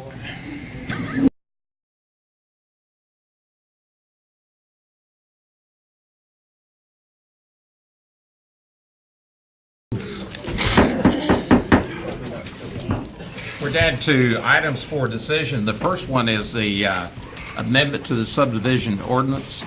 Jamie? So this is a proposed text amendment to the subdivision ordinance. It was proposed to clarify the requirement to upgrade non-conforming easements to 50 feet in width when a subdivision occurs. The planning board unanimously recommended approval of this text amendment. And you heard it when there's the public comment, but I'll read through it again so you can follow in your packets and ask any questions. The text that is highlighted would be new language, and the rest is already existing in the ordinance. So starting at section 404.2 easements, subsection A would read, existing easements recorded on or before the adoption of this ordinance shall be considered non-conforming and are not required to meet the requirements of this ordinance. And then the new language, however, when a subdivision occurs adjacent to an existing easement, if the easement serves the subdivision, the portion or entirety of the easement which serves the subdivision shall no longer be considered non-conforming and must meet the requirements of this ordinance. Subsection B and C stays the same. Going down to subsection D, currently reads, private road easements shall be a minimum of 50 feet in width and shall be recorded with the lots. The new language, when a subdivision occurs adjacent to an existing non-conforming easement, if the easement serves the subdivision, the portion or entirety of the easement which serves the subdivision must be upgraded to meet this standard. This would require providing a 25-foot easement if the subdivision only occurs on one side of the private road, or a 50-foot easement if the subdivision occurs on both sides of the private road. Then going to section 404.1 lots, subsection B, and going down to number 9. And number 9 would be added and would read, when a special subdivision occurs adjacent to a non-conforming access easement, if the access easement serves the special subdivision, the portion or entirety of the access easement which serves the special subdivision shall no longer be considered non-conforming and must meet the requirements of this ordinance. And I'll be glad to answer any questions that you might have. Any questions of Jamie? All right, I'll entertain a motion. Make a motion to approve the planning board's recommendation. Okay, we have a motion. Is there a second? Second by Commissioner Buzzio. Any discussion, question? All right, all those in favor, raise your right hand. Okay. The next one is the road name petition off Caton and Thorpe Lane. Jamie? And you should have a staff report in your packet. This is a little bit more complicated than most petitions to name a private road, so bear with me. The location is off Caton Road and Thorpe Lane. The property which contains the existing easement that the applicant is requesting a name for is addressed 100 Thorpe Lane in the Chocowinity Township. And the existing easement serves 110 Thorpe Lane, which is owned by Alfred Frady Jr., and also serves an unaddressed parcel which has an unoccupied mobile home owned by Addie Pearl Franklin. This overall property was originally an exempt subdivision at the time it was divided from the estate of Mildred B. Nobles. It was divided among children named grandchildren, which made it an exception to the subdivision ordinance. According to the deed, the property at 110 Thorpe Lane was intended to be served by the easement, which is marked Easement A on the attached property maps, which is the easement that the applicant is requesting a name for. However, the owner of 110 Thorpe Lane has not been using that easement A that was intended on the deed. He's been using a different easement which runs through the property that contains the applicant's primary residence. The applicant, Mr. Thorpe, understands that this is a legal issue that the county cannot enforce. He is requesting a name for easement A so that he can get a street sign put up because he feels this would help make it clear that this is the intended point of ingress and egress for the property at 110 Thorpe Lane. The residence at 110 Thorpe Lane is the only occupied residence served by easement A. There is also an unoccupied mobile home on the property owned by Addie Pearl Franklin, which is served by easement A. The residents who signed the petition to name a private road included the applicant and 2 residents who own property that is part of this exempt subdivision, but they are not served by easement A. According to the applicant, Albert Frady Jr. and Addie Pearl Franklin, who are served by easement A, would refuse to sign the petition to name a private road. So for consistency with your ordinance, the addressing ordinance has private road naming guidelines which state that the petition must indicate the number of property owners on the private road in question, and then a majority of the property owners must be in agreement with this proposal. In this case, there are 3 property owners on the private road in question. Only one of those property owners, the applicant, has signed the petition. The other people who signed the petition are property owners within that subdivision, but not located on the private road in question. Recommendation, the planning board unanimously recommended denial of the road name because the request is not consistent with the private road naming guidelines outlined in the addressing ordinance, which state that a majority of the property owners on the private road in question must be in agreement with the proposal. The attachments I've included are the petition that was submitted. You can see the 3 proposed road names there and the people that signed it. The next page shows the properties that are owned by the applicant. And I apologize if the copy is a little dark, but you should be able to see easement A marked on the easement that is the furthest north. And then the next attachment shows the property that they're concerned with that is supposed to be served by easement A, but they are using that easement that is marked as Thorpe Lane instead. The next property map shows the unoccupied mobile home that is also served by easement A. And then finally, here's the last property map shows the other two people who signed the petition. As you can see, they are located in that subdivision, but they are not served by easement A. It doesn't connect to their properties at all. And then finally, just a copy of that page from your addressing ordinance with the private road naming guidelines. And I've highlighted for you number 3, that the petition must indicate the number of property owners on the private road in question, and that a majority of the property owners must be in agreement with the proposal. And I'll be glad to answer any questions you might have. Any questions of Jamie? We need a motion to... Motion to move. Motion to what? Motion to take the road. Recommendation of the planning board? To take the recommendation of the planning board? The recommendation of the planning board is to deny the road. Second. Okay, we got a motion and a second. Any other question? If not, all in favor of the motion, raise your right hand. Thank you. Thank you. Thank you, Jamie. Item number 3 is Blackbeard 300 Celebration Request for Funds. Jason Payer. Jason?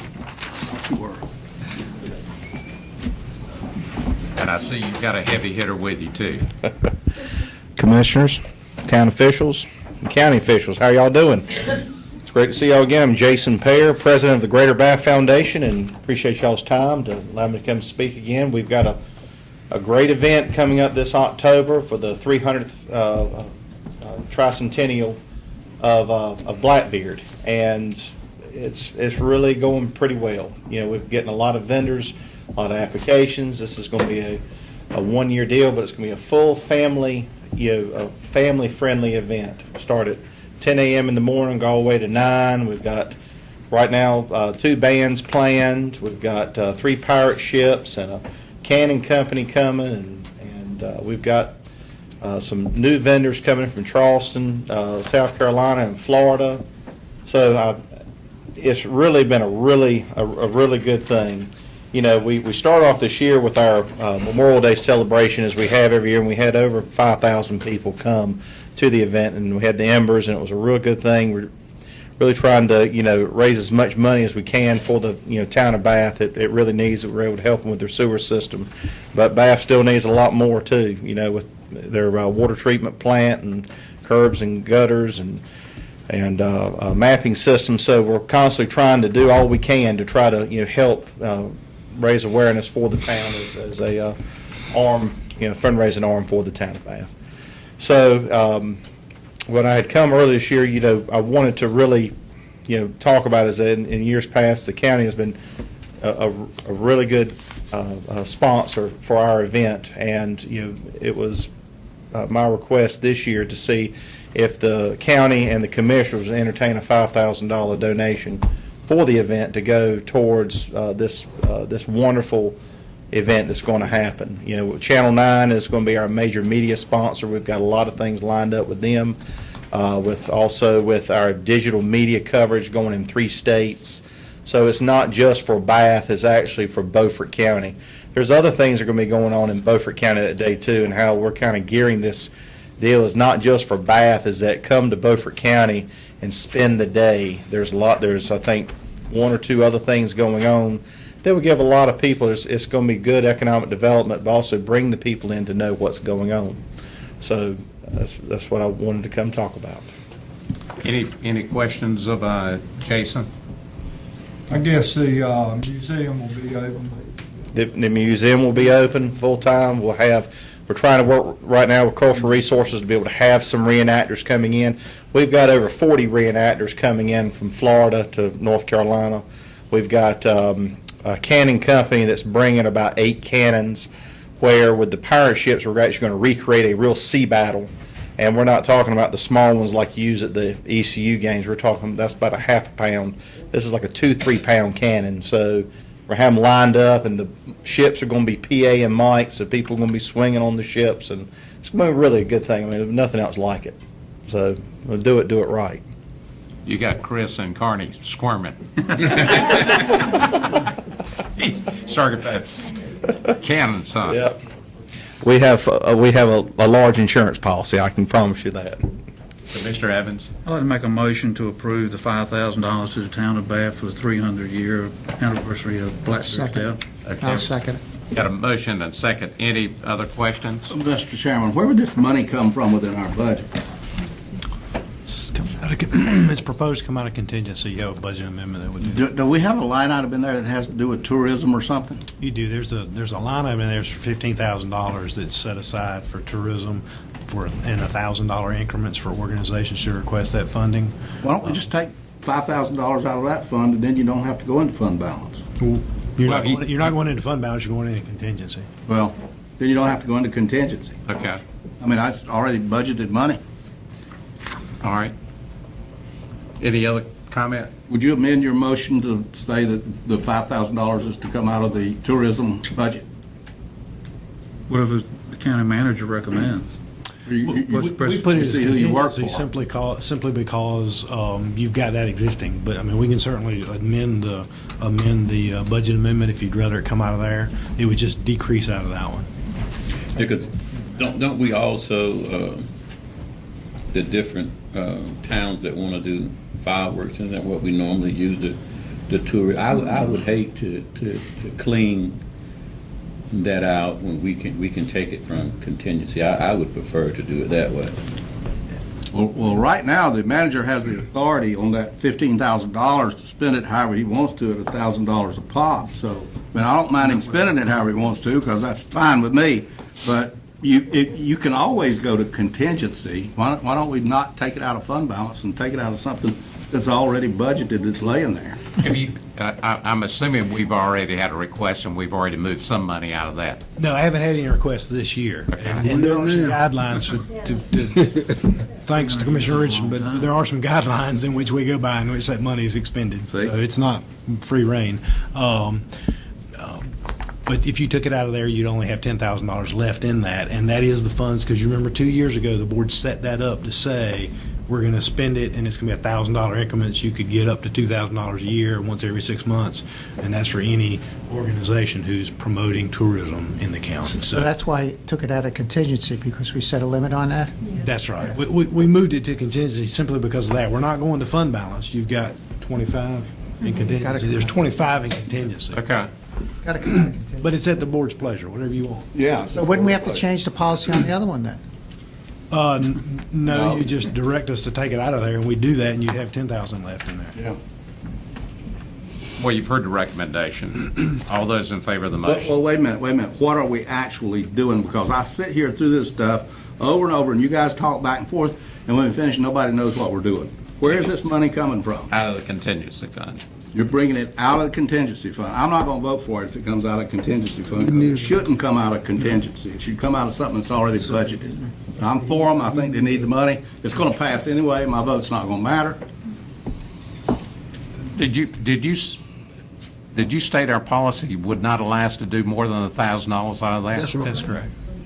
No, that's not what our policy is. Our policy says the manager has the authority to spend not more than $1,000 on each application without coming back to the commissioners. That's what the policy says. I think if we put a limitation on it, no more than 2. We didn't put a limitation on it. We gave the manager the authority to spend the money. We are the board. We can change it to however we want to, but you guys are intent on increasing the amount of the budget and the amount of money that we're spending. Why don't we take money that we've already appropriated, save the taxpayers a little bit of money on this deal? Brian, you mumbled something, but No, just, I want the board to be clear, the funds are appropriated. There is a contingency line item in the budget, so it is appropriated. That's right. So you are not going to fund balance on this. You are not taking money out of fund balance on this. No matter what you do, you are not taking money out of fund balance on this. Well, what's going to happen, I can tell you exactly what's going to happen. It's the same thing that happened when I made the motion to buy the palm trees. I was cleaning out that account. And you're going to have somebody come in here with something that you really don't want to approve, and they're going to want the money, and you're going to be sitting here saying, you got the money. The money is there. Go ahead and appropriate what's already budgeted. It's just good business. But I'm tired of beating on this dead horse, so I'm going to be quiet. Thank you. So where's the money coming from? The last word. the recommendation in the agenda item is contingency. It's up to the board where you want to take it from. Well, I won't vote for it if it comes out of contingency. It needs to come out of what you've already appropriated. The motion was for contingency? Right. Okay. And I second In it. the second that, okay. Call All the right. question. No more discussion? All those in favor of that motion, raise your right hand. Those opposed? Thank you, Jason. Commissioners, thank y'all very much. Wayne, Hope was y'all there can come. anything you wanted to say? I think you did a fine job. Well, I hope everybody can come. Thank you. Okay, item number 4 is legal services contract. When? Good evening, Commissioner. I just want to take a few minutes of your time. I'd like to request permission to allow the contract with Zacchaeus Legal Service to automatically extend for 2 years. I attached a copy of the contract with my request, and it basically says that by October 1st, if we haven't made a comment and he's not replied to us, the contract will automatically roll over. The original contract was done in 2012, which means the fees that we're being charged right now are for 2012, not 2018. So that is my recommendation, is that we allow this to be rolled over. Any questions of when? All right, now, Motion to approve. got a motion to approve the 2-year extension of the contract. Second. Second. Motion's been second. Any other comment? If not, I'll call for a vote. All those in favor of the extension, raise your right hand. Thank you. Thank you, Wynn. All right, item number 5 is 2017 local water supply plan update. Eric and Christina. Good evening. A local water supply plan is an assessment of a water system's current and future water needs and its ability to meet those needs. North Carolina General Statutes GS 143-355I requires that all units of local government that provide or plan to provide public water service to prepare a local water supply plan. North Carolina Administrative Code 15A NCAC 02E 0.0600 also requires systems subject to GS 143-355I to electronically submit an annual water use update based on their water use and system conditions by April 1st of every year for the period of January 1st to December 31st of the prior year. Butler County Water Department has received notification from NCDEQ Division of Water Resources that our submitted 2017 local water supply update for the north side system and south side system meets the criteria. Both updates must now be adopted by resolution. Any questions of Eric or Christina? I have a question. Yes, sir. On page 205, where the Beaufort County north side and the south side, the same question is asked, and that is, has any, let me get my glasses on. Has water pressure been inadequate in any part of the system since the last update? And the answer is yes. So what part of the system is the water pressure inadequate in? That happens when we have a water main break, or if an hydrant gets hit, or if by some reason that the pressure in a particular area drops below 30 psi, we issue system pressure advisories to the affected customers, and because of that, during that one small episode, that portion of the system has been affected. Well, you know, my question is, does this question go to design, or does it go to emergencies? Because every water system has to answer yes if you're going to answer it that way. I would take it as being a question that goes to design.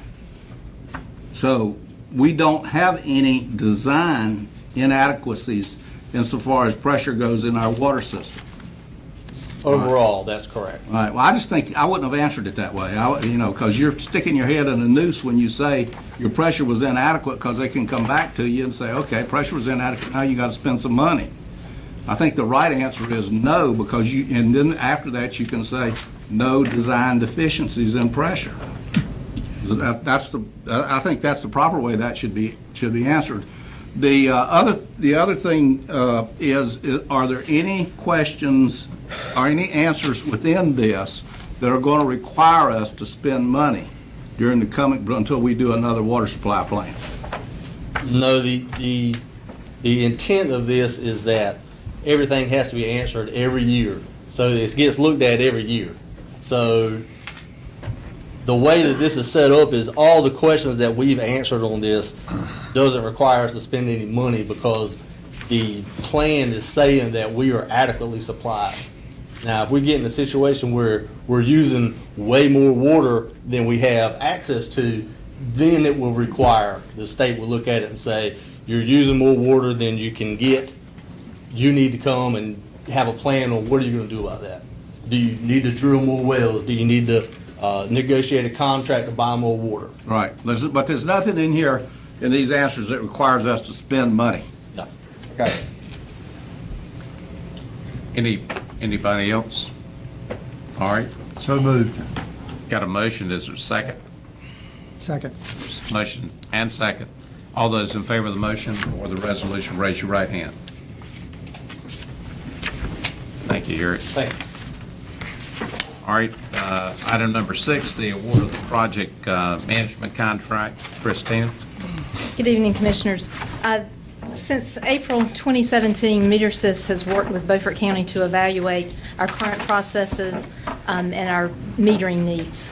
During the June 4th, 2018 Board of Commissioners meeting, approval was given to contract with Ferguson Enterprises to provide a Census brand AMI system for the Beaufort County water system. Presented before you tonight is a recommendation to continue contracting with MeterSys to provide project management services during the implementation of this project. Staff understands that it is a large project and understands the commitment that will be required monetarily, and we would like to ensure the success of this project, and we feel that contracting with MeterSys will give us a higher likelihood of success and ensure that that happens. MeterSys is obviously very familiar with our systems. They have worked with other municipalities and other county systems installing a Ferguson census metering system. They also are familiar with Logix, which is our billing software, and they've worked with other municipalities during that integration process. So our recommendation is to contract with MeterSys in the amount of $237,985,000 to provide project management services. Questions? Move to approve. Got a motion to approve the management contract. Second? Comment? Yes. Okay, I'm not going to vote for this, and the reason I'm not going to vote for this, I'm also not going to vote for the financing that's coming up on this, is anytime a business, and our water system is run as a business, it's called an enterprise, which is a business. Anytime that you spend money out of a business that you don't get a return on that investment, you are by definition increasing your cost. And when you increase your cost, who pays for it? Your customers pay for it.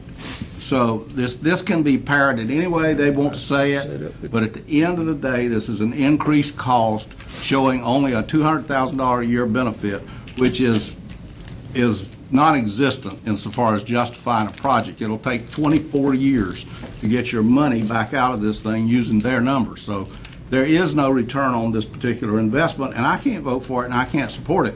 The whole project needs to be redone, reevaluated, and looked at from the standpoint of piecemealing or whatever you have to do in order to get a return on investment, because there is not an advantage to Beaufort County nor the citizens of Beaufort County to spend this $4.7 million. There is simply no advantage. Anybody else with a question?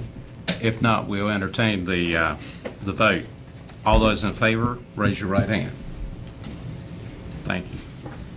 Oh, I get to vote against it while you're doing that vote now. Okay. Don't forget All me. those opposed, I apologize. Thank you.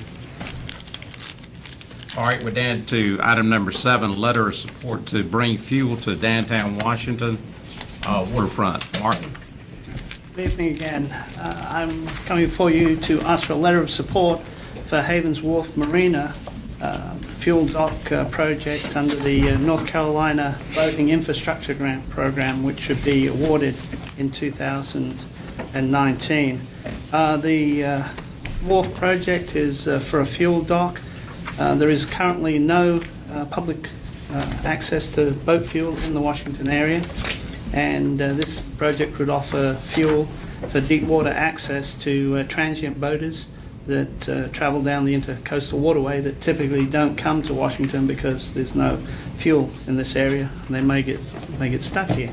The proposed project includes the installation of a new fuel tanks and dispensers, a floating dock designated for fueling only, a building that's actually not included in the grant but is there for convenience of the boaters, which should be bathrooms, showers, a storefront to house the fueling operation, and then repurposing of 6 of the 22 existing Haven Wharf's boat slips from long-term to short-term rentals, so for use by transient boaters. So the request is for write a letter of support, direct staff to write a letter of support for the Havens Wharf Marine Fuel Dock project. Mr. Chairman. So moved. Yes. Commissioner Brent? I think it's a good product. I've just got a couple of questions about it. Sure. Has it been designed so we can collect any spills if we were to have one? I assume, I don't know the answer to that question, but I'll find out. Go ahead. Where are the fuel tanks going to be located? Are they going to be above ground or below ground? I believe they'll be above ground, but again, I'll find out. And where are they precise going to be answers. located? I don't have the exact plan for it at this time. I assume that'll be part of the application. I can answer Commissioner Brenn's question. Thank you. There's a federal program, part of it's overseen by the Coast Guard, and I can't think of the correct name for it, but I've done permits for it, and the fuel situation will have to be designed to be in conformity to that federal program. There's a bunch of paperwork that goes with it and a bunch of designs, and it has to be done by an engineer. So, yes, the fuel situation is going to be a safe situation when it's over with. I have a question. Yes, Commissioner Booth. I mean, since this is, I think it's a great project of like Gary, but what is the position of the city of Washington? They're for it, yes. Okay. They've already written their letter of support. Okay, well, I'll make a motion that we will write a letter of support. Thank you. I'll second. Okay. Did you call for the motion? I thought have we already called for the motion? No. Okay. We have a motion, we have a second, we don't want to vote. All right. Oh, wait, I want to ask Councilman who's here. Above ground, the tanks? As far as I know, yes. And that conforms with. The tanks will be probably double wall above ground with a moat around them and yeah. And those things are already very well specified. There's no variance from those specifications. Thank you. And based on what was in our material here, the monies, or part of the grant monies coming from the U.S. Fish and Wildlife Service, and it's administered by the North Carolina Marine Fisheries. Any other comments? All right, we got a motion. All those in favor of writing a letter of support, raise your right hand. Those opposed? Thank you. Thank you, Mark. You on a roll, Mark? Okay, down to item number 8, apology to DSS, Commissioner Richardson. Oh, okay, item number 8, at the commission, to give you the background on this, page 231. At the last commissioners' meeting, there was a brouhaha that ensued, in which allegations were made that I had been covering up stealing in the Department of Social Services. It's not true. Not true at all. None of it. And it disparaged the Department of Social Services employees. They deserve an apology for the reckless allegations that were made at that particular meeting. And am I on the right page here? Yes, apology to DSS. Beaufort County Board of Commissioners extends to the board a motion. The Beaufort County Board of Commissioners extends to the Board of Social Services, the director, and the entire staff our apology for disparaging statements made at the 2018 board meeting relating to money handling within the Department of Social Services. Is there a second to the motion? If not, it dies. Well, that was kind of quick, Mr. Chairman, because, you know, allegations were made by this board that were irresponsible and reckless, and they were aimed toward me as covering it up. Now, you guys don't want to apologize to the employees of the Board of Social Services, then you'll have to take whatever you get out of this. But you need to understand, when you start making allegations about people and of this serious, you need to be prepared to take the heat from it. Well, I tell you something, you need to apologize to every one of those people sitting right over there. The way you've disparaged those people over the years, you need to apologize to them and apologize to them right now. Those are our employees. They're just It like an doesn't matter. You employee don't of anybody you don't else. talk to people that way. Well, that's Gentlemen, your gentlemen, opinion, gentlemen, which isn't worth 2 cents. gentlemen, I think so. we're going to move right on. Item number 9, ratify or reject the signing of House Bill 630 Session Law 2017-14. Commissioner Richards. Well, at the last meeting, and I'm going to say some more bad things about our employees, the chairman signed you call it a memorandum of understanding, but it's a contract, same thing, you agreed to do something, that must be a contract. Signed a memorandum of understanding with no notice to the board involving the Department of Social Services, and we would have taken, I at least would have taken a strong position in defense of the county and the county's money had we had an opportunity to do so. And the excuse that was used was there was no time, we had to do it. You know, well, if you have to do it, why do you do it at all? It must be a law, in which case you don't need to sign anything. So why do people need you to sign stuff? They make you sign stuff you're not supposed to sign. There's some laws against that. So what we need to do here is, and here's what my motion is, moved unless the Beaufort County manager had prior approval from the chairman of the board to sign the memorandum of understanding for House Bill 630/Session Law 2017-41 and the Medicaid and the NC Health Choice Recoupment Plan in advance of the signing, the board by vote either ratify or reject the manager's signature of the documents and an appropriate report of the action of the board be made to the proper authorities. Because we've had problems. I've been here 22 years. I didn't just get here yesterday. No, sir. The game that was played for years and years and years involving the health department was, oh, we have to do it. We have to do it. It's the law. We agreed to do it. And I kept saying, when did I agree to do this? And what was going on was the annual management plan was slipped in the back door, was signed by the chairman. It never came before the board. Now, we've had problems with this on this board before, with people signing things that did not come before the board. This particular item involves Medicaid. We, at that same meeting, we approved $6,000 for an audit that if we hadn't agreed for the audit, we wouldn't have had to approve. So it started costing you money from the very minute that this thing came before the board. The public expects their business to be run a little better than this, and the public expects their business to be defended better by the county commissioners than what we're doing. We're not here to agree. If we're here to agree, you don't need us. You get rid of all of us. If it's going to work like some people want it to work. So I think we need to either affirm what the manager did by vote, that's my motion, or we need to disaffirm what the manager did by vote, unless he had prior approval from the chairman of the board. Well, I'll respond to that comment. The chairman of the board was not, I did not give him the authority to do it.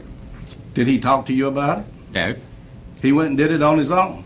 Well, he has the authority to do it. No, he doesn't. It's a memorandum of understanding. No, he does not have the authority to sign an agreement that could cost us millions of dollars, change the way social services works from a policy standpoint. Now, you guys can believe all of that you want to believe, but you have a bigger responsibility than that. The manager does not have that authority. Did we approve, did we ratify that at the last meeting? You didn't vote on it. You had discussions about it. It's a state law that we're required to sign it. Well, that's an oxymoron.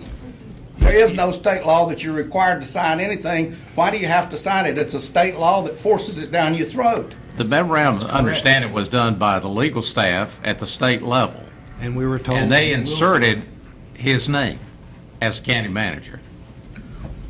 Do the people of this county realize that by signing that, you're having another level created of social services within the state of North Carolina at great expense to you, and you're losing a lot of your authority to manage the local Department of Social Services, which we've been doing for years and years and years?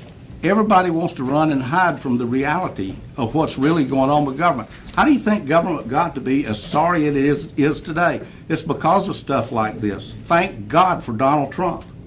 Did we get a second? Was there a second? All we're hearing, Then he must have had approval of the manager. all we're having is fake news. He must have had the approval of the manager, because that's what the motion says, unless he had approval.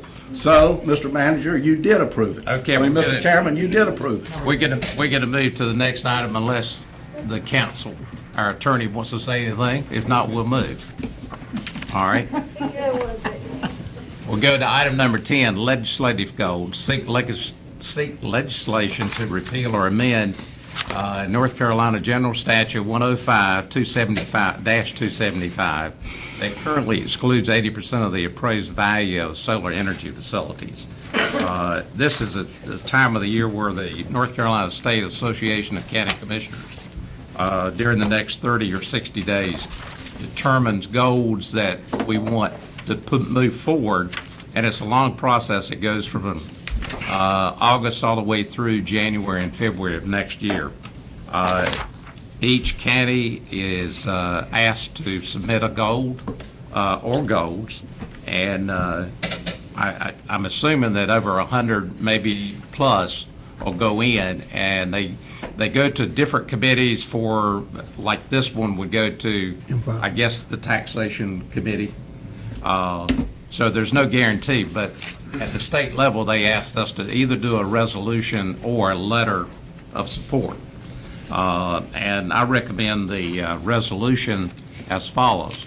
Resolution of the Beaufort County Board of Commissioners requesting that North Carolina Association of County Commissioners legislative goals include repealing North Carolina General Statute 105-275, excluding 80% of the appraised value of solar energy facilities from ad valorem tax.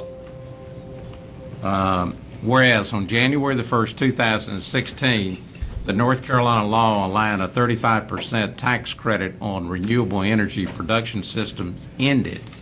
And whereas the North Carolina General Statute 105-275 still allows the exclusion of 80% of the appraised value of solar energy facilities from local ad valorem tax valuation, and whereas a community hosting solar energy facilities should receive the full economic benefit of such development within its boundaries, particularly since solar energy facilities reduce open space and usable farmland.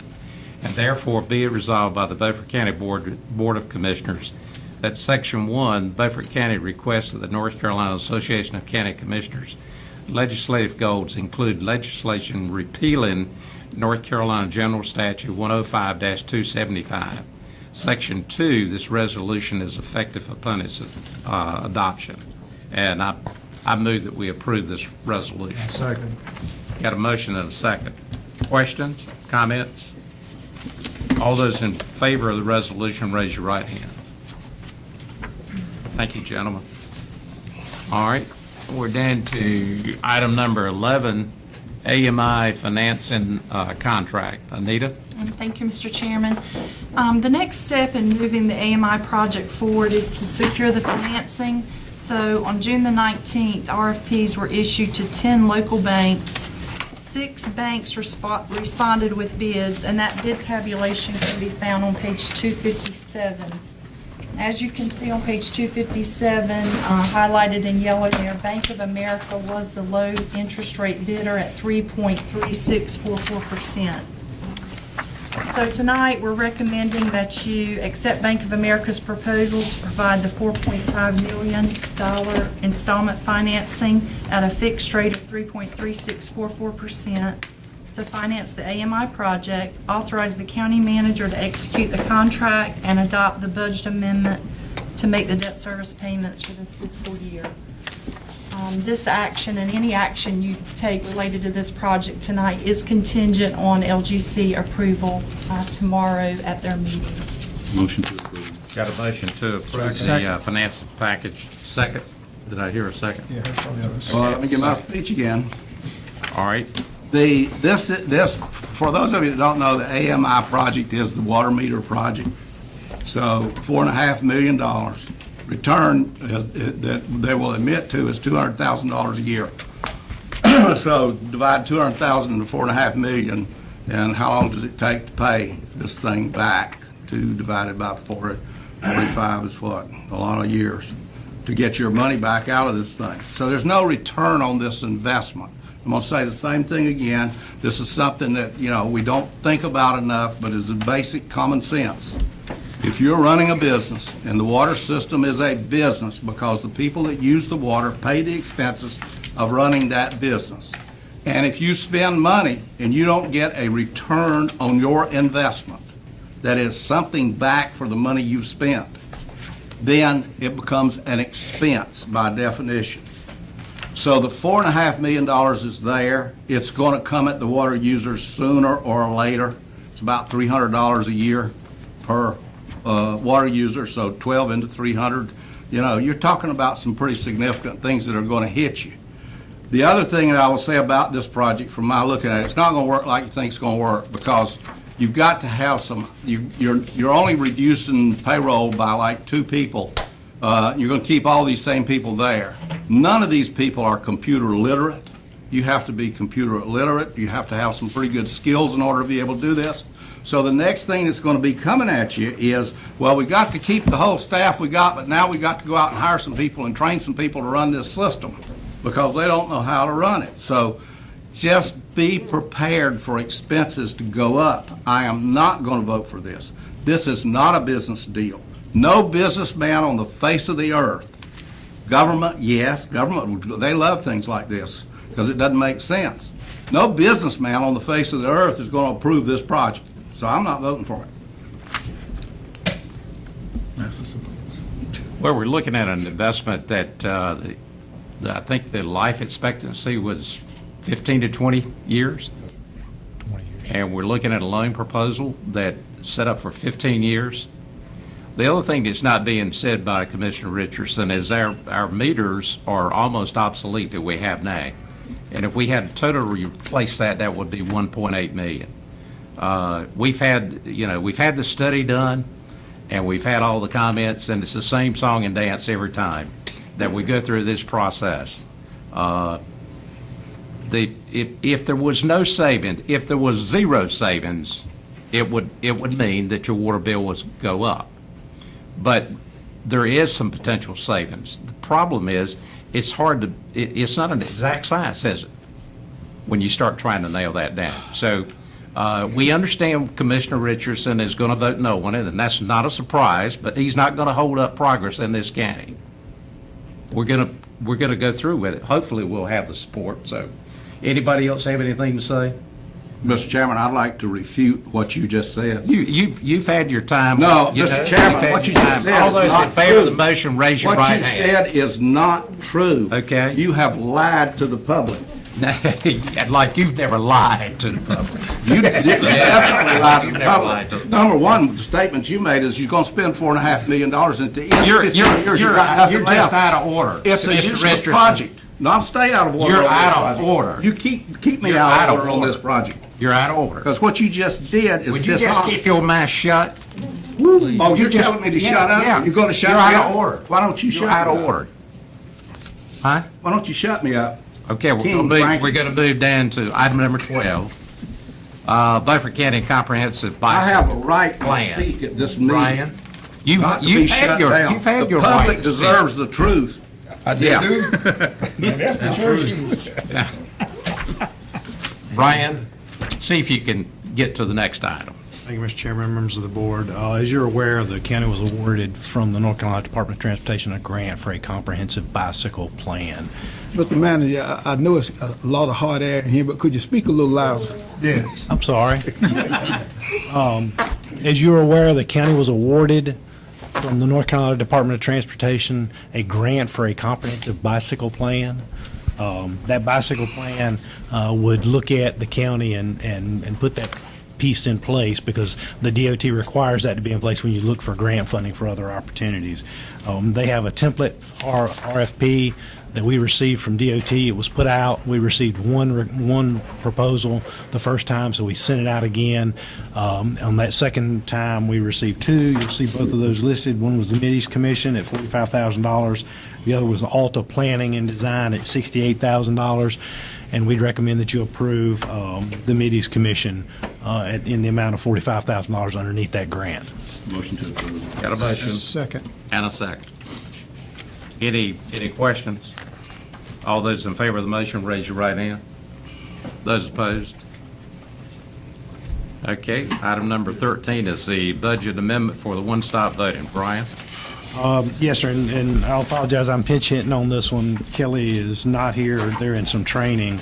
But as you are aware, Session Law 2018-112, which was Senate Bill 325, which was signed into law on June 27th of 18, requires now that local boards of elections don't have the authority to change or customize their one-stop voting.